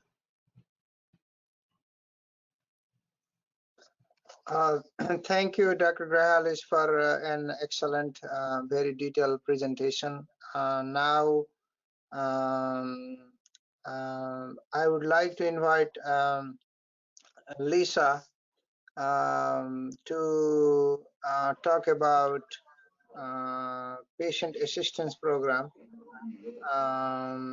and the importance of social work and support that are available for our patients. Yes, thank you so much. And I first want to thank Flasco for, reinviting me and having me here again to talk on, what the role of social work is and how we can be of support and value to, you all as patients and loved ones. Thank you to our wonderful panelists so far. You guys have been wonderful and very knowledgeable and shedding light on multiple myeloma and what the disease is and some of the treatments that we already have on board.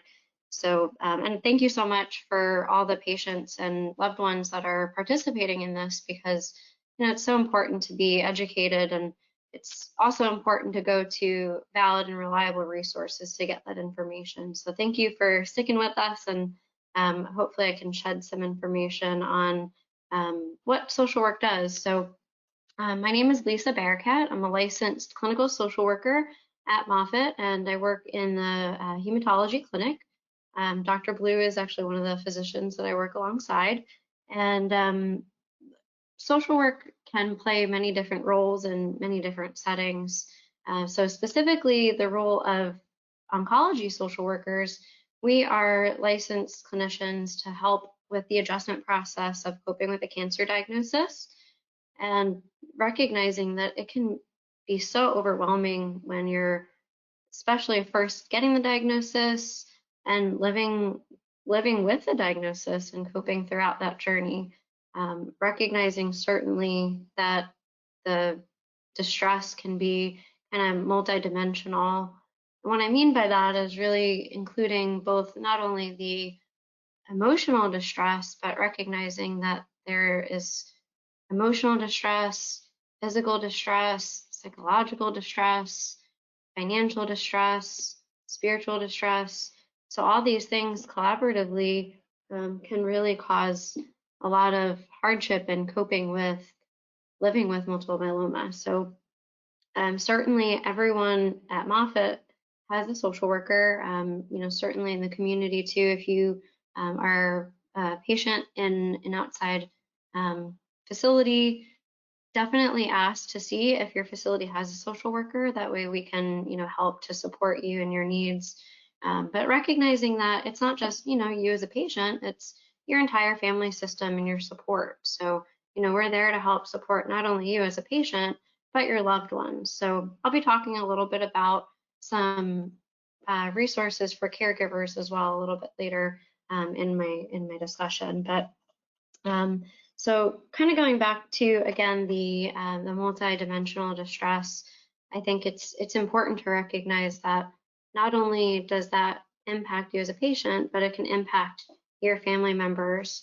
And when I say caregivers, I know that there's kind of like informal and formal roles of caregivers, but for this talk, it's really focusing on the informal caregiver, meaning that you're not, you're a family member or loved one that's, not getting paid to do this, and you're doing it because, you are there to support your loved one coping with a cancer diagnosis, and recognizing that that stress can impact you as well, both, physically and emotionally. So making sure that you're taking care of yourself and practicing self-care as you're helping and to support your loved one. So a lot of people ask me, well, what's normal and what's to be expected as I cope with this?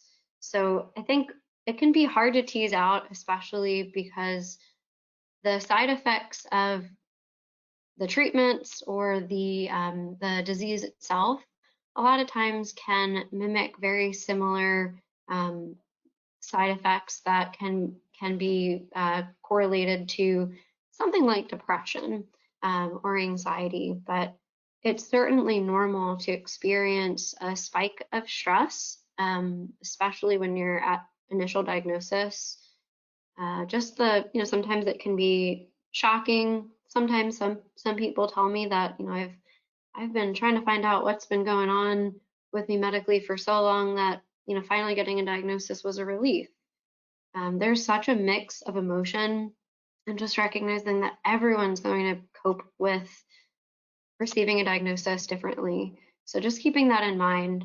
But the biggest things to look out for is, if you're having a hard time sleeping and maybe eating, those are two big things that I want you guys to keep a lookout for, to make sure that you're communicating with your providers about what's going on, so that way they could help either provide support or connect you with someone like myself to offer that counseling support, because it takes a village to go through this, and we're certainly here to support you.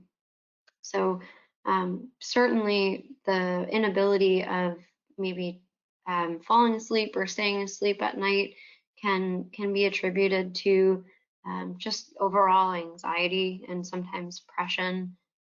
But feeling really low at times, those are areas of concern where we'd want you to reach out for support.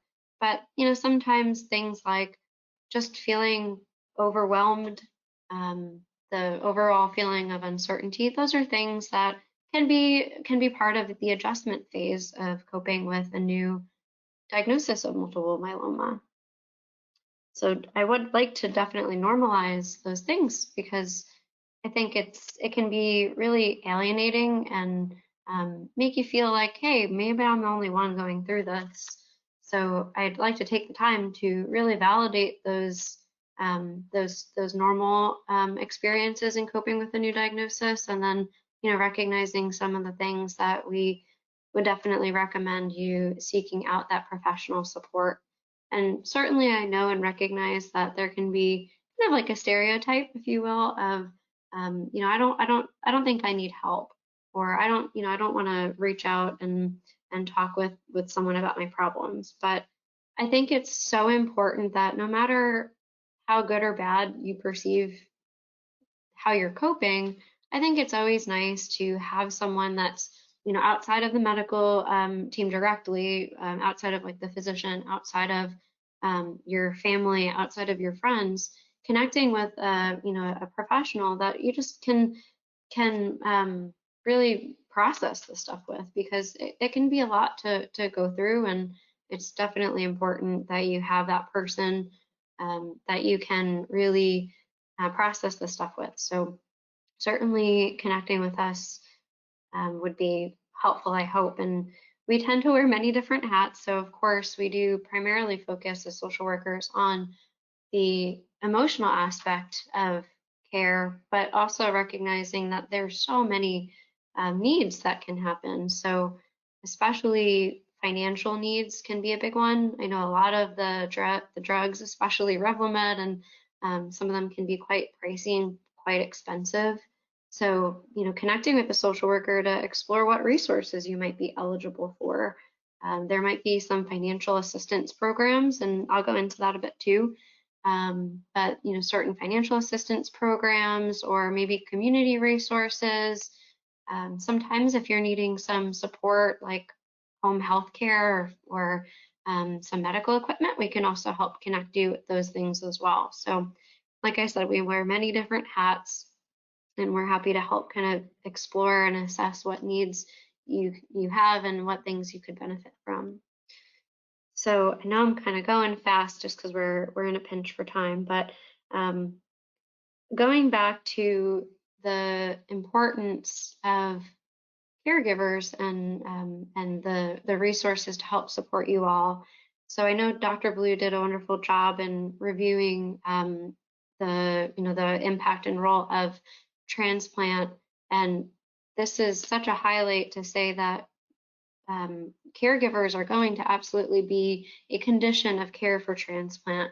And what we mean is that we're going to need to rely on your support system to help support you through transplant, doing things like helping to make sure that your medications are on track and helping you get to and from your appointments, making sure that you are getting help with daily activities that you might need help with, maybe simple things like cooking or cleaning.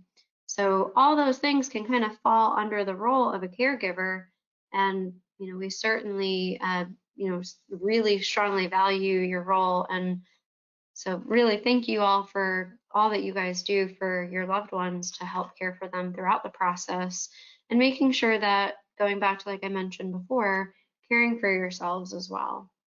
So things like doing, finding some helpful coping skills that is beneficial to you, and that's going to maybe be different with every person, but things like maybe some mindfulness meditation, progressive muscle relaxation, making sure that you're still connecting to your friends and family.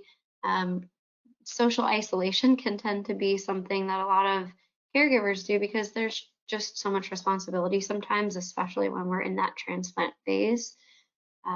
Doing things like maybe taking walks and maybe watching TV, watching your favorite movie, and scheduling time just as you would as a doctor's appointment, scheduling time for yourself to make sure that you're doing those things for self-care. Lastly, I'd like to review the financial resources, especially as I recognized before that coping with multiple myeloma can definitely have significant financial impacts.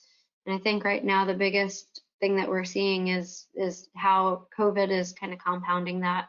So I know a lot of our patients at Moffitt that are living with multiple myeloma tend to be of retirement age, but we certainly do have patients that are still of working age and were working up until their diagnosis and maybe had to take some time off from work, maybe have had to file for disability through Social Security. So those are things that we can certainly help navigate and help to point in the right direction.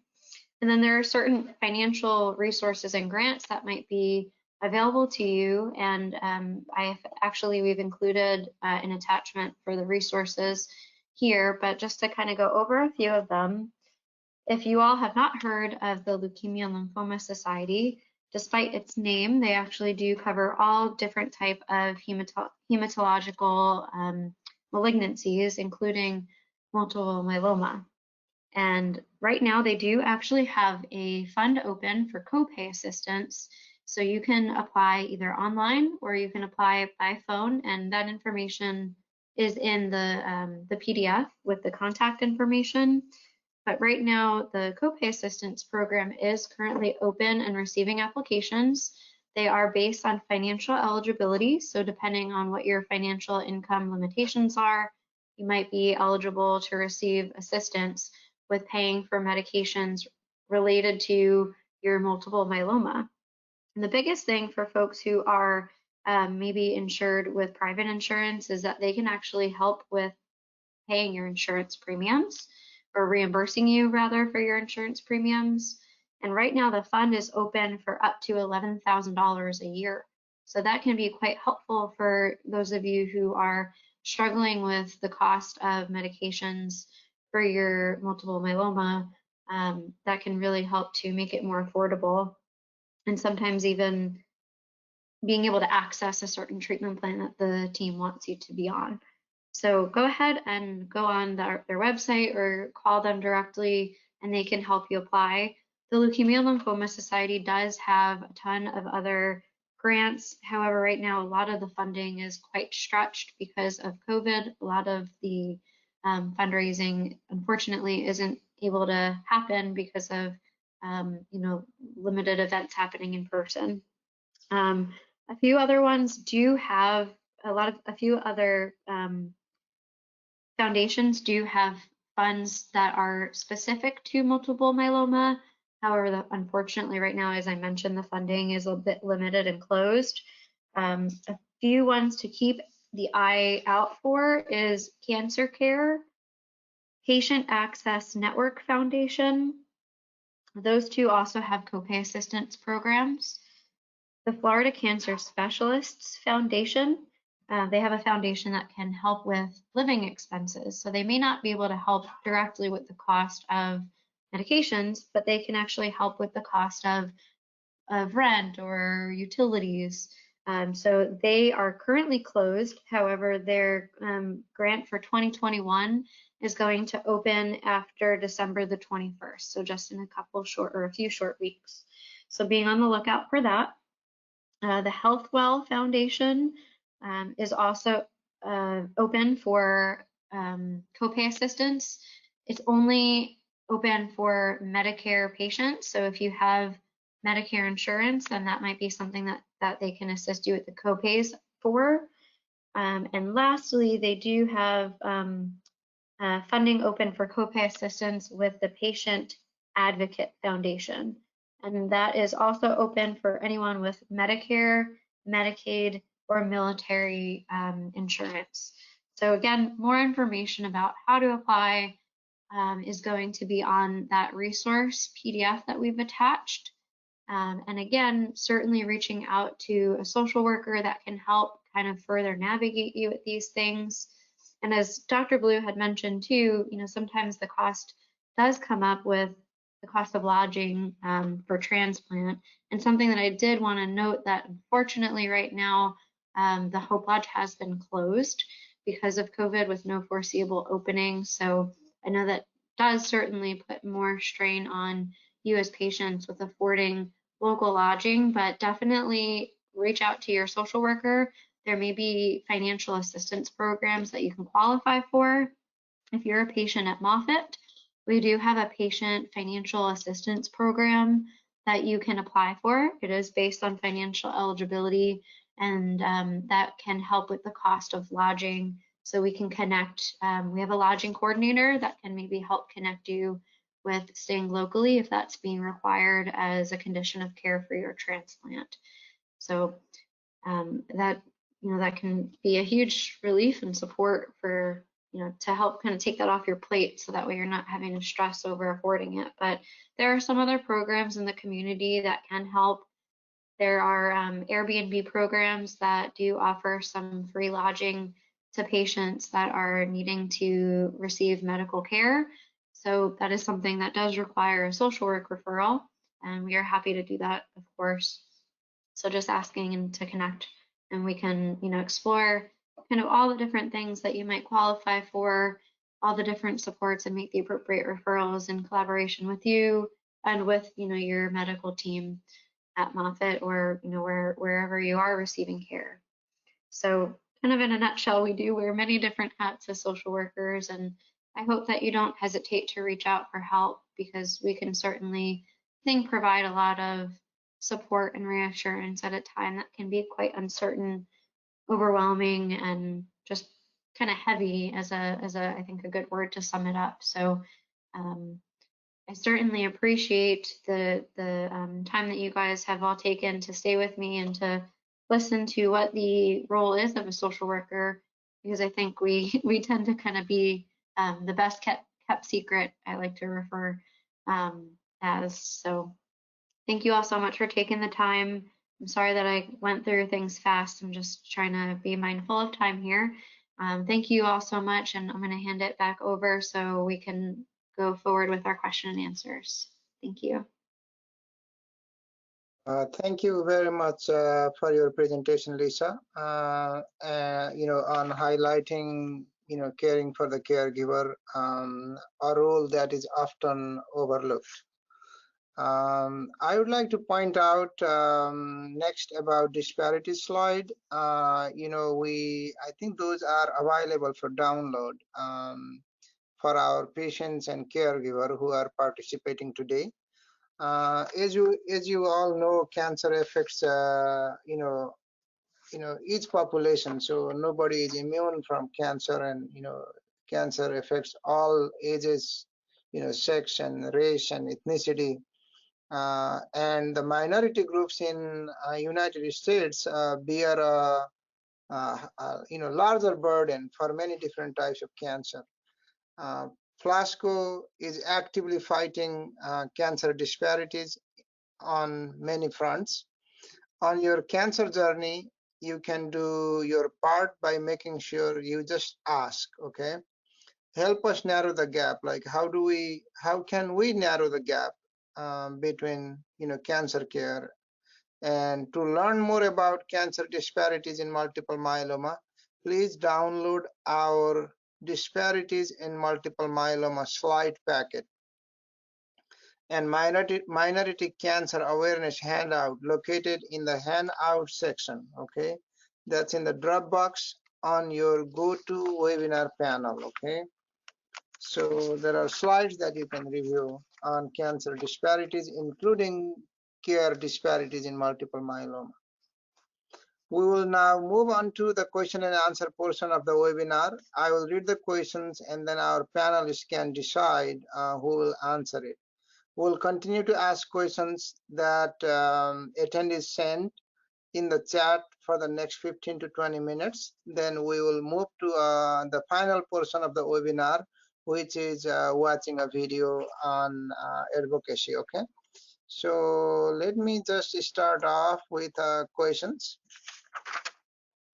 There is an excellent question for Dr. Blue. I think he will be the best person to answer this. Dr. Blue mentioned different institutions use different procedures for apheresis. Are there some procedures that are better for certain people than others? So they are asking if the apheresis technique between institutions can be, go to for some patients versus others. That's an excellent question. So as I mentioned before, the stem cells that we collect typically live in the bone marrow, okay? And so the question that you're asking is basically, how do we get these stem cells from the bone marrow into the bloodstream? So there's different ways to do it, okay?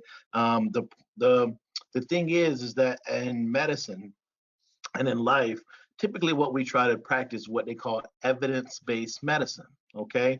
And so the problem is that sometimes the evidence for certain things can be interpreted differently, okay? And so there's no right or no wrong kind of way to do it. It's just that sometimes when some of these clinical trials or research is done, sometimes the different institutions kind of have a way of doing it by the way that they have interpreted the data. For example, there are medications that we give called Neupogen to mobilize these stem cells from the bone marrow into the bloodstream. However, sometimes depending on how much treatment you had, or typically how much bone marrow involvement or difficult you are to collect these cells, there's actually even extra medicine that we can use, a medicine called Mozobil, okay, or Plerixafor. All right, so there's other medicines that we can use. It's a very technical thing, but I guess in summary, just kind of as a general blanket statement, just know that there's no wrong way to do it as long as you collect the stem cells that you need. Typically, we aim for at least 2 million cells, okay? And so, so really there's no wrong way to do it. Each institution may have a slightly different way of doing it, but as long as we get the end result, which is those stem cells, then it's the way to do it. Okay, thank you so much, Dr. Blue, for that insight. There is another question, and I would like Dr. Grahalis to comment on this. How do patients learn about new drug approval and clinical trials? So basically, how do they know that there is a new drug coming in or being approved or is in the process of approval? And how do they find out where there is a clinical trial that may be good for them? Thank you, Dr. Shah. Again, that's actually a really good question. There are many resources available. I think the first liaison in that sense would be the primary oncologist to begin with, right? Because that's the person who's going to have the context, who knows basically what trials are open, what trials are recruiting, and what trials have spot available. For patients, a website that is actually really good and has good options is clinicaltrials.gov. That will give you a good ballpark in terms of what's out there, and especially it can also give you the locations that have the trial ongoing. It will not tell you what trials are still have some slots available, but that's something that can be discussed with the patients. Most of academic centers, Cleveland Clinic, Moffitt, MD Anderson, we all collaborate in different clinical trials, and we know who's doing what and who's still recruiting and who's not. So it's a good approach to just talk to the local oncologist. If you're not referred to an academic center, you can explore that option. Here in Florida, we have many sites, thankfully. Cleveland Clinic, we have Moffitt, we have University of Miami in Gainesville. Most of us have similar trials. Sometimes we have the same trials. It all depends. But for the patients, clinicaltrials.gov would be a good approach to begin with. Thank you so much for Dr. Grajales that. And how about Dr. Blue? Would you like to add on anything on this? Yeah, the only thing that I'll say is that there's no harm in seeking second opinions too. I want to just kind of give people the freedom that, and hearing it from us as the doctors, we don't think that is a bad thing, okay? And so you should never feel scared to ask for a second opinion about your health care, okay? At the end of the day, this is your health, this is your life, this is your disease. We're here as vessels to help you, everyone in this panel. So if you wanted to go to, Mayo Clinic, Moffitt, MD Anderson, or any of those places to maybe just get a second glance at your disease to figure out, hey, number one, is what my doctor has me on, is this correct? All right. Number two, what happens next? Okay. And then number three, as you mentioned, are there any clinical trials available? And sometimes, hearing this more and over again, it just helps you understand it, just because, as we all mentioned, it's not a curable disease. So we all want to just be ready for whenever this thing starts to wake up again, boom, we have an answer and something that's ready to treat it and get it back sleeping. Okay. Thank you very much. And there is If a I could question. also, I just wanted to add, I'm sorry, Oh, just to add to where patients can explore clinical trials, the Leukemia Lymphoma Society does have a clinical trial navigator, so they can certainly help connect patients with the different trials that are offered throughout the country. excellent. Thank you very much, Lisa. And there is a question. Next question is, does diet play a role in the progression of the disease? The quick answer is no, but I would like to hear from everybody, including, let me start off with Lisa, because I'm sure, you work with a dietitian, a lot of, cancer dietitians and others, and I'm sure patients do ask this question. This is this is a medical question, but this is also not a medical question. So I would like you to take on this. Sure, yeah, no problem. This is definitely certainly a question that we do get often asked as social workers too. If I eat better, can it impact my overall prognosis? And of course, we as social workers may not know the direct answer, but helping to connect them with the nutritionists that we may have on site, especially going back to the physical aspects of how your emotional health can impact just your overall physical health. I know that sometimes when you're coping with so much stress, it can impact your appetite, and especially a lot of the medications and side effects can also impact your appetite. So chances are it's always good to connect with a nutritionist just to explore if there are certain foods that you can improve on. And I know part of the process is getting bone density scans and things. So I know collaboratively working with our dietitian to see what recommendations they have. And again, Leukemia Lymphoma Society does also have a free nutritionist. So if you're not connected with Moffitt and have access or easy access to a nutritionist, the Leukemia and Lymphoma Society does offer a free nutritional consult. Excellent. Thank you so much, Lisa. And almost all the cancer centers, have a oncology nutritionist.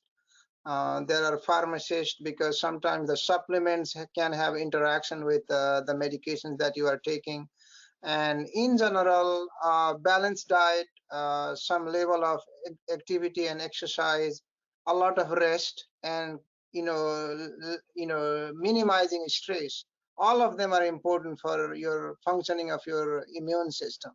And myeloma is a disease of immune system, and optimizing immune system by not only by treating myeloma, by other non-therapeutic technique, including diet and exercise, is very, very important. If Dr. Blue and Dr. Grahalis have anything to add on to the diet and progression of myeloma or diet. And some people also ask, is there anything I can eat to help or stay in remission? So, if anything, if you would like to add on, Dr. Blue, I would like you to comment on, and then we'll go to Dr. Grahalis next. Well, the main thing that I wanted to just bring up is one of the main myths that I hear. People think that if they starve their body of sugar, that basically it'll starve their cancer cells. That's one of the main myths that we get, and that there's no evidence behind that. So if you're watching that, just know that from a doctor standpoint, that is not recommended. Honestly, I think the main point or thing that we should really remember is that you don't want to make too many big changes prior to starting chemotherapy for a new cancer diagnosis, okay? One of the main medications that everyone has mentioned is a drug called Revlimid, okay? As you know, it's a pill, okay? So with a pill medicine, one of the common side effects is diarrhea, okay? So you might come to your doctor and you say, hey, I'm having, several stools a day. This is a really big problem. And it really just could be because you went, keto diet, or you did, I don't even know all the different ones, but, you did the Mediterranean diet. You're doing some new diet, and it's really disagreeing with your system. So as the doctors, we don't know that. So we may actually have to either take you off of that drug or dose reduce a medication that's potentially helping your cancer, because you decided to kind of change your diet to something that potentially didn't agree with your system. So I think just kind of keeping things kind of even keel, something that you can tolerate, and that may wax and wane, okay? Because as you remember, and I'm sure it's been talked about, one of the main treatments for this disease is a medication called dexamethasone, okay? So in some patients, unfortunately in America, diabetes is a big problem, and it raises your blood sugar, okay? That is a real entity that happens in almost all of our patients who have blood sugar problems. So if we know that there's that already happening, then you want to just be mindful and make some of those minor adjustments, but definitely no major changes while undergoing new chemotherapy treatment. Dr. Grahalis?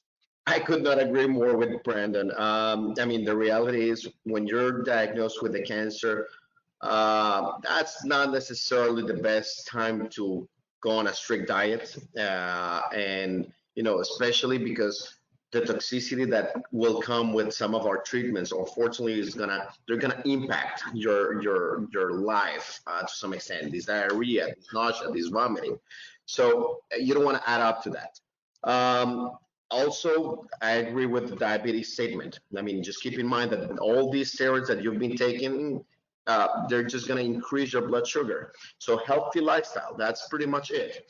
Myeloma is not one of those diseases that, at least until this point in our life, has been proven to be related to any oral intake. It's not something that you did wrong or whatnot. Let's just blame bad luck at this point, because there's no evidence of anything else.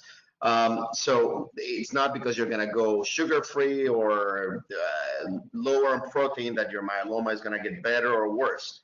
No, it's not accurate. And I echoed his statement.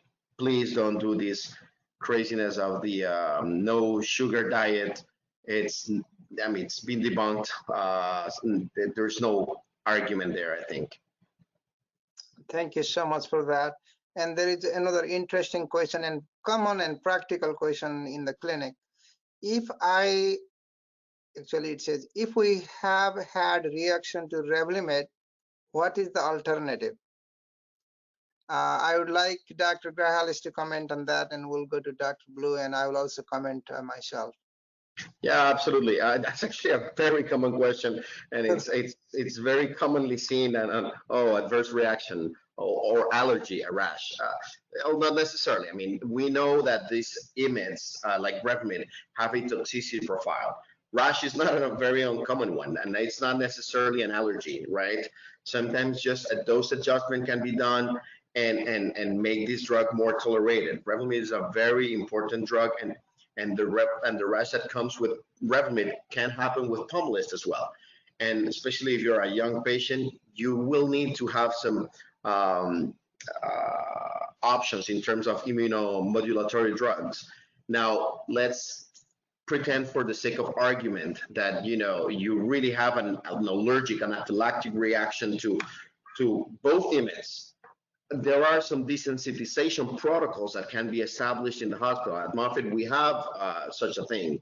So although sure, Pomalyst is there as an alternative, it all depends on what the toxicity and this adverse reaction is. Rash, unless it's a very widespread, frank situation, I wouldn't, I mean, if it's just a facial rash or something like that, no, that's something that can be managed, right? The GI toxicity, diarrhea, nausea, vomiting, more commonly seen with Revlimid. Again, dose adjustment can help.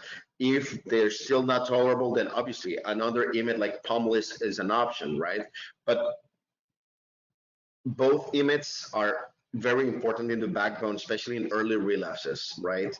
Then at some point you might run out of options with IMiDs, and other drugs, monoclonal antibodies, and other options can occur. Even chemotherapy, when we're talking about several lines of therapies ahead of in the game.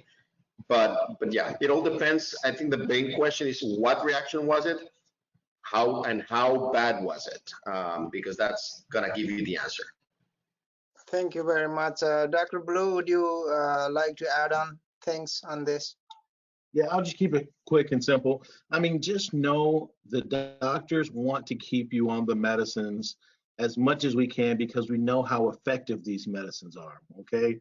And so sometimes there will be some small bumps in the road, okay? And while there are, a lot of times we have medicines to treat it and to kind of get it better. So don't think that just because I had some diarrhea or I had a rash, that, hey, that this medicine isn't right for me, all right? Sometimes we have to just kind of get through those things. But if, sometimes those little anthills do become mountains, and the severity of those things is more than what the doctors feel comfortable with.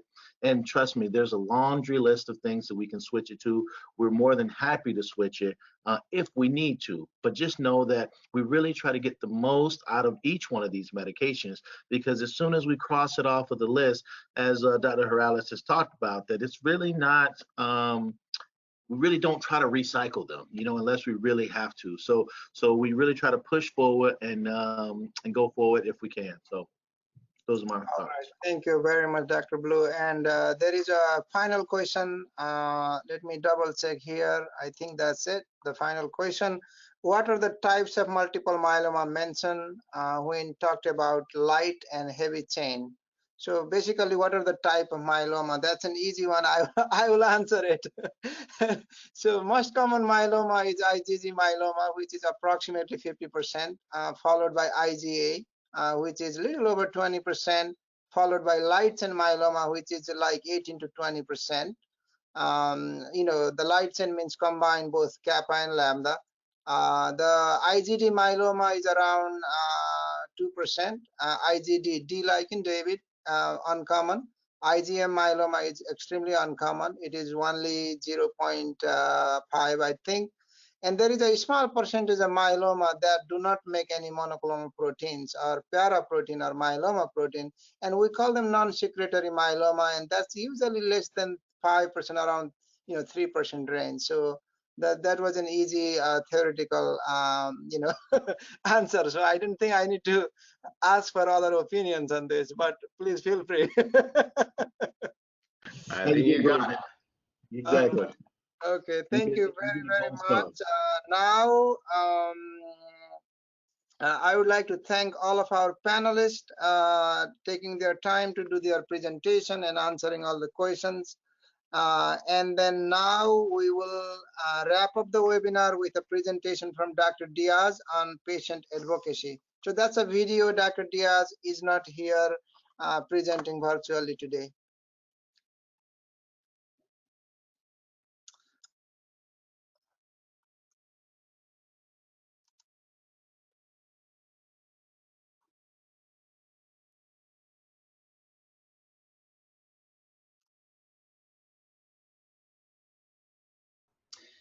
Hello, I'd like to welcome you to the advocacy portion of our Flasco Living with Cancer series presentation tonight.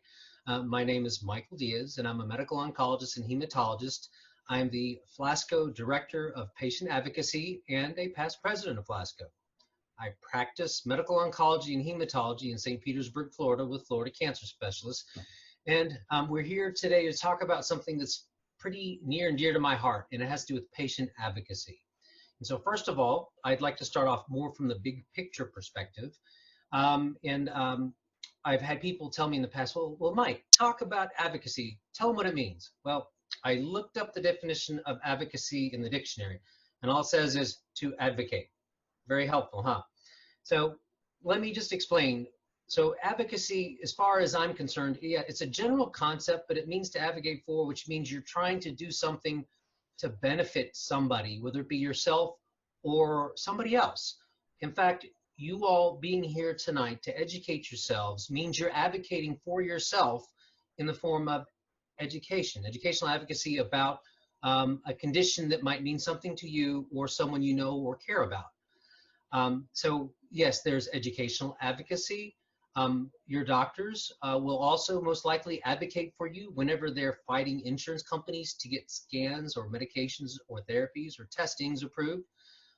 We really don't get paid any money to do that, and that's we either have to hire staff to do that or we do a lot of it ourselves too, but we're advocating for you. The way, and there are many other ways besides education. You can advocate for family members.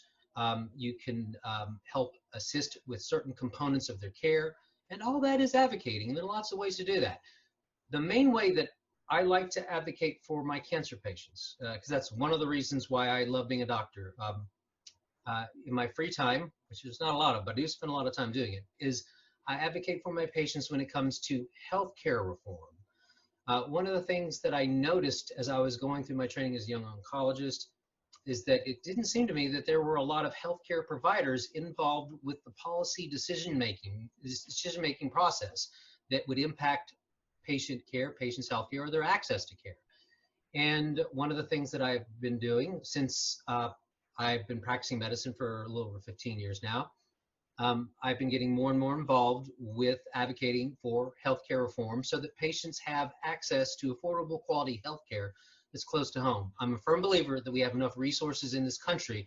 There's no reason why people shouldn't have to spend their life savings or refinance their house just to get their cancer care. I think it's ridiculous. I personally think that the system is flawed in a lot of ways. And I think that there are a lot of people who are getting a disproportionate share of the resources, and those are not the patients, and I personally don't think they're the providers either. So that's one of the reasons why I'm involved with healthcare reform. And we do it in a lot of ways. I work with organizations of like-minded individuals, whether it be other oncologists or pharmacists. We have organizations. We work to advocate here in Flasco, mainly at a state level and also at a national level. But I do work with other organizations for synergy.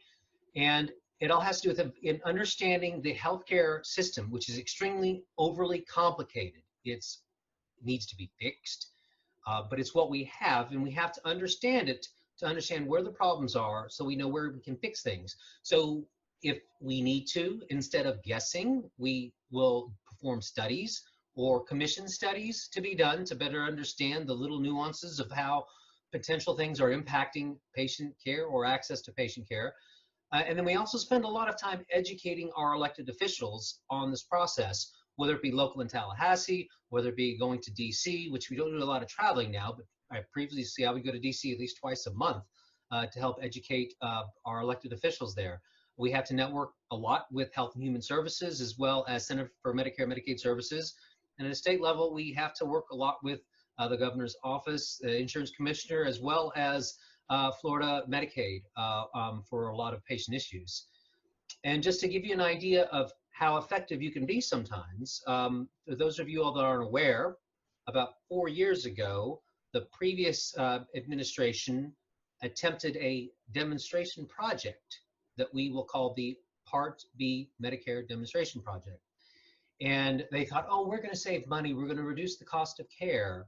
And unfortunately, all it would have been doing was restricting access of care to possibly 50 to 75% of Medicare patients across the country, because it basically refused to pay for the more expensive treatments. Well, if you have cancer, you know that a lot of the time, the most effective treatments are the more recent treatments and are going to be the more effective treatments.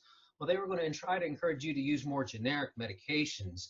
Well, the generic medications in cancer care are over 10 or 15 years old, and they're fairly outdated and not usually as effective as the newer medications. So it would have negatively impacted patient care. We went to grassroots across the country. We had to have all of our patients contact their representatives and their senators and tell them that they needed to shut this down. We were very successful in that it never took place. In fact, the following year, I went to meet one of our senators' healthcare aides, and she said, you don't need to introduce yourself to me. Because of you, I had over 3,000 emails in my inbox. My email was locked. My email account was locked for several weeks. She said, you did a great job with that. The senator wasn't listening to me, but when he saw how many people were concerned about this project, he said he realized he had to listen. So we can work together, and we'll talk more about that. I would like to move the discussion onto a more timely, more relevant, more current issue, which is known as pharmacy benefit managers. And most people aren't aware of even what a pharmacy benefit manager is. And just to give you a little background, the pharmacy benefit managers are who your insurance companies hire to manage your oral prescription benefits.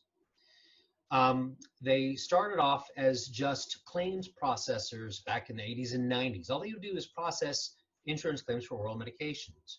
Well, over time, they evolved, they coalesced, they merged to the point to where there are essentially 3 pharmacy benefit managers that manage the oral prescription benefits for nearly 80% of all Americans. That's a lot of control and influence. Well, what happens when you have this control and influence? Stay tuned, we'll talk more about that. But these pharmacy benefit managers are so lucrative from a business perspective that they are merging with the top largest insurer companies in the country. In that one of the largest pharmacy benefit managers, CVS Caremark, recently bought one of the nation's largest insurance companies, Aetna. Well, 3 of the largest pharmacy benefit managers are owned or own some of the top 4 largest insurance companies in this country. So there's a lot of vertical integration going on. And it's because this component of healthcare has become so profitable. It's like, well, why has it become so profitable? Well, these pharmacy benefit managers, and more we're learning about this. In fact, this gets us to something that's near and dear to my heart, the price of drugs. I think the price of drugs are crazy. They're astronomical. They're very high. And it's difficult for patients to get their care because these newer medications and treatments cost so much. Well, studies are showing that when it comes to brand name drugs, we don't even talk about generics. It's a lot more complicated. Brand name drugs, probably well over 50% of the cost of any drug, whether it be oral drug or IV drug, over 50% of that is going to somebody else as a rebate. Yes, over half the cost of drugs. So if you're on a drug that costs $1,000 a month, over $500 of that is going to a rebate in somebody else's pocket, not the pharmaceutical company's pocket. So a lot of people like to complain to the pharmaceutical companies about drug prices, and I'm not letting them off the hook. But when I meet and I talk with a lot of the senior national executives in pharmaceutical companies, and they're aware of my stance that drug prices are too high and they need to get them under control and they need to do something about it. But part of the reason why the costs are so high is because of these rebates that are given out. Well, these rebates are from the drug companies, but they have to be built into the cost of the drug. And one of the nation's largest recipient of rebates are these pharmacy benefit managers and or insurance companies. Yes, the US government via Medicaid and the VA healthcare system, they get some rebates. And they are a decent sized percentage of those rebates, but nowhere near as large as the rest of the rebates. In fact, some studies are showing that well over $150 billion a year in 2019 dollars was spent on rebates. And that's one of the reasons why the cost of drugs are so high. And when I talk with the senior people in pharmaceutical companies, they are somewhat traumatized after they have discussions with these pharmacy benefit managers, because they have to talk with them and set up contracts before the pharmacy benefit manager will make their new medication available to the lives that they cover. And this is a typical comment I hear about that a pharmacy benefit manager would tell a pharmaceutical company. Wow, we really like that drug, your new drug. It's great, and we'd love for our patients to have access to it. But they need to know that we're working for them. So up front, we want you to give us a 10% discount off of the price so they can see we're working for them. And then after they've paid their copay, and after all the claims have been processed, on the back end, we want a 50% rebate. Otherwise, they will not even know your drug exists from us. And so these guys, they want their drugs to be available. And like I said, 3 of the largest pharmacy benefit managers control nearly 80% of the prescription benefits. If you don't let them have what they want or some version of it, your drug's not going to see a lot of patients or not even have the possibility to be used for a lot of patients. So there's definitely an issue with the rebate system going on, but also on the other end, the pharmacy benefit manager will also go after the providers. When I say the providers, the pharmacists, or in the case of cancer patients, if the cancer doctors are providing the drug, even the oncologist. They like to come back to us about months after the transaction occurred, i.e. the prescription was given, and they'll just come back and say to the provider, either the cancer doctor or the pharmacy, and say, yeah, you owe us 10% of all this money. And it's like, why do we owe you 10%? So, well, you didn't meet quality measures. And this is exactly what was told to my practice. You didn't meet quality measures. Like, we didn't know that there were quality measures. They said, well, you're correct. There's not any oncology or cancer specific quality measures. So, we looked at the cancer patients that you're taking care of, our cancer patients that you're taking care of, and we looked at their adherence rates to blood pressure medications, diabetes medications, and cholesterol medications. And well, they were all perfect and they were adhering to their medications. So we couldn't use that data. So we looked at the entire Southwest Florida regional adherence rate to blood pressure medications, to diabetes medications, and cholesterol medications, and we applied that to you. And because the compliance rate in Southwest Florida is not very good, you've got to pay this penalty. And my people know that if we don't pay this, what's called a DIR fee, direct and indirect remuneration fee, then we get kicked out of network. We can't take care of our patients. And trust me, if we can provide the oral medications to our patients, they will have much better patient care than if it's provided by some third-party specialty pharmacy that's nowhere near here, that knows nothing about patients or patients' care. So we do what we can on our end to try to sustain those fees. But those are just examples. Now, that's how they affect the business end of thing. That's how they affect the pricing end of thing. But in order for these pharmacy benefit managers to make more money and to steer more traffic towards certain products, they develop these formularies. And these formularies are, I guess you could say, their versions of preferred drug lists, and that drugs that they like, and some might even say, yes, it might be the appropriate indication for the drug, but are they getting higher rebates on this drug, and that's why they like it or not? We don't know. All that information is privileged and considered to be proprietary. But they have these formularies, and we're seeing perfect examples of how these formularies that they're trying to implement on cancer patients, they don't really work. You have cancer, you know that you may have other unique healthcare conditions, and it's not like there's a plethora of medications which you can choose from, which some might consider to be your best treatment option. Why? Because different medications have different adverse side effects, and some may have an adverse side effect profile that may be detrimental to you given your unique health characteristics, or may not be better for you given your unique cancer. And so it's very difficult to say that just because I have cancer and it is cancer type X, that you should always start off with this one medication that these pharmacy benefit managers are saying you should start off with. And I can give you a perfect example. Let's tie it into patients. One of the things that we do is that we collect what's called patient PBM horror stories. And I do want you to know, if you have had any of these horror stories, as I will be talking about in a minute, please type in the little text box your name so that we can, and the best way to reach you so that we can reach out to you at Flasco and get your horror story recorded.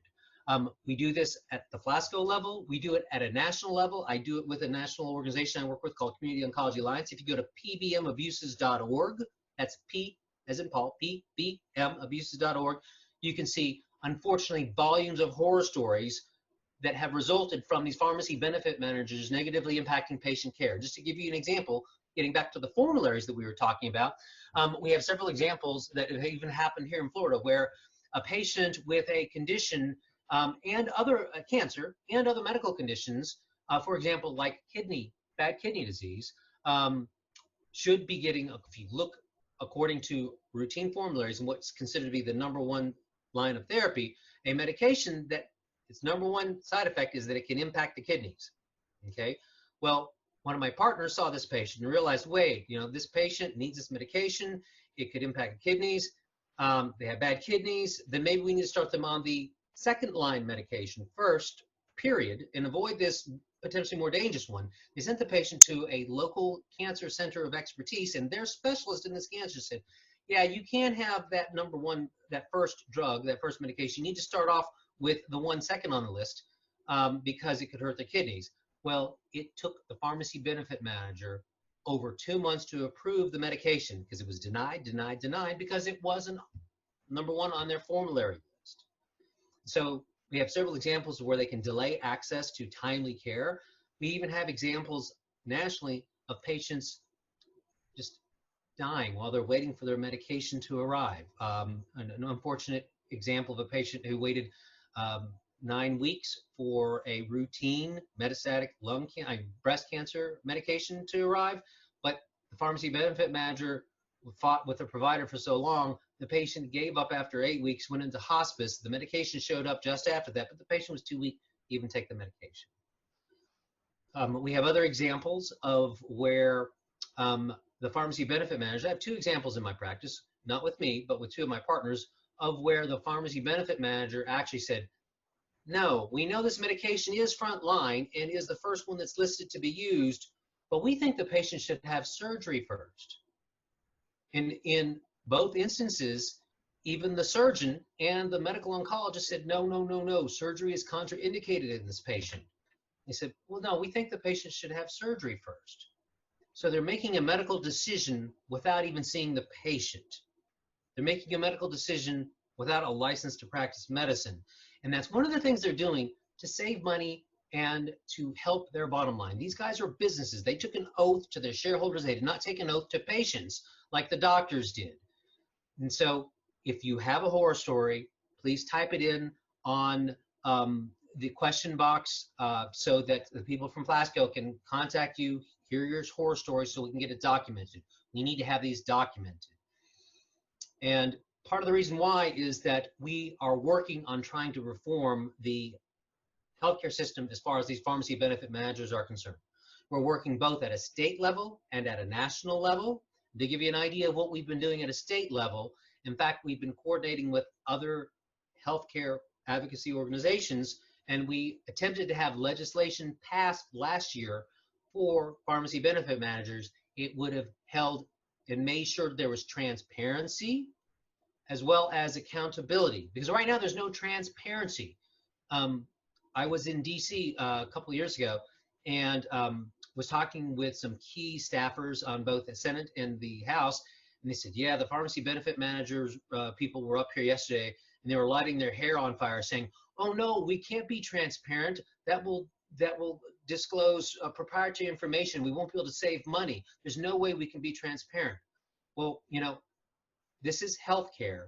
Everybody needs it. And if you have to be that transparent, then is there a reason for that? So we want reasonable transparency and we wanted accountability. And unfortunately, that bill did not pass. It did not go up for vote in the House or the Senate, but we will be working on that again for next year. And that's one of the reasons why I want to grab your attention. We will be working on that next year, and we will need your help with reaching out to your legislature, your state representative and your state senator, so that they will know they need to support this bill.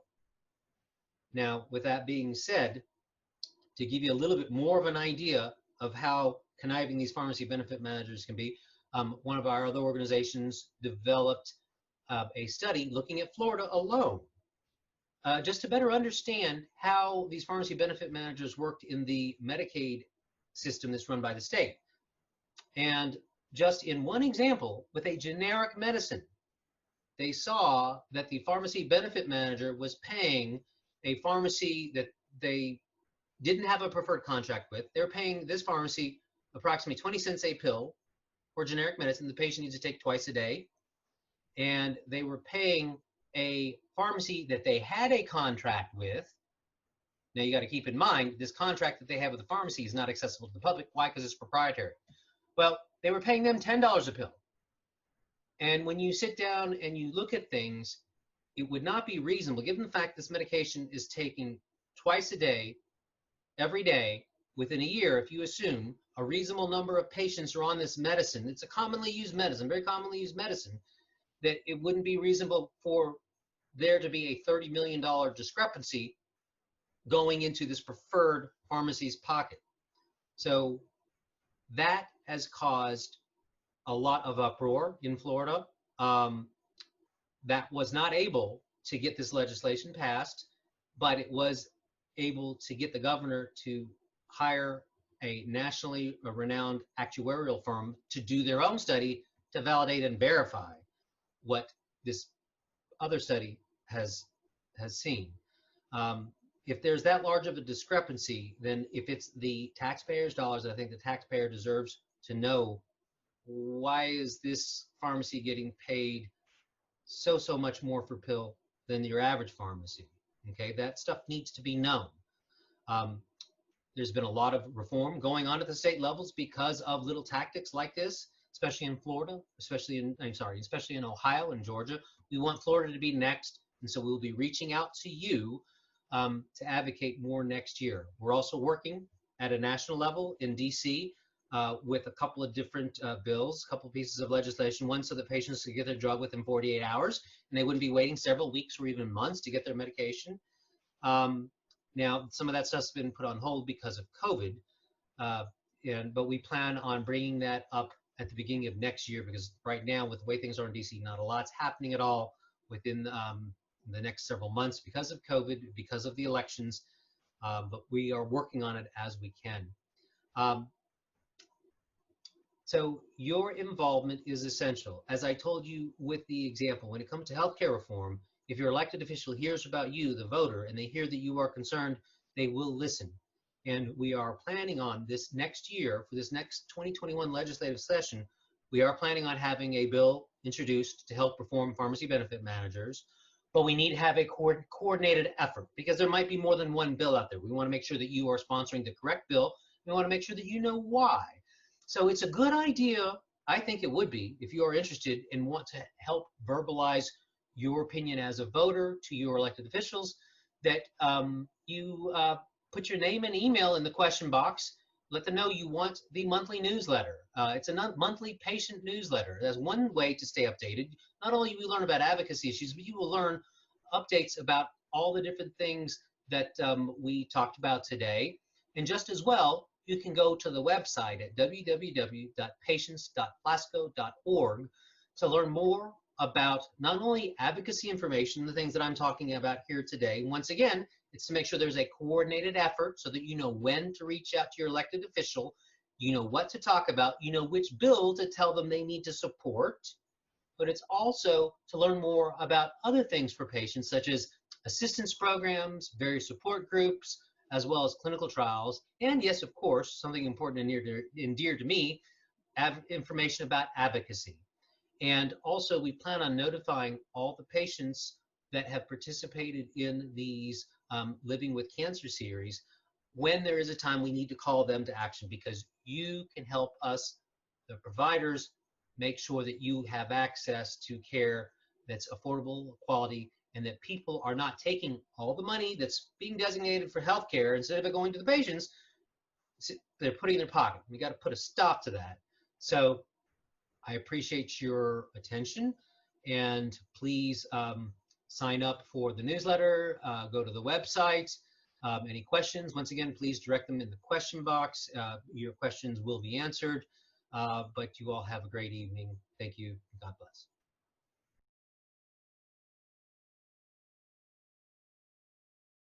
Thank you, Dr. Diaz, for your recorded presentation. Now we are at the end of the presentation, and I would like to thank all of our panelists, our staff from Plasco, for making yourself available and making this patient advocacy program possible for our patients. We would like to thank the sponsor, Takeda Oncology. And additionally, this webinar was recorded, so if you missed anything and want to hear it again, it will be available on the Plasco's website soon. Okay, thank you for joining us today, and we hope you will enjoy. You will join us again with our next webinar program for multiple myeloma. Everyone have a great evening, and thank you for your participation.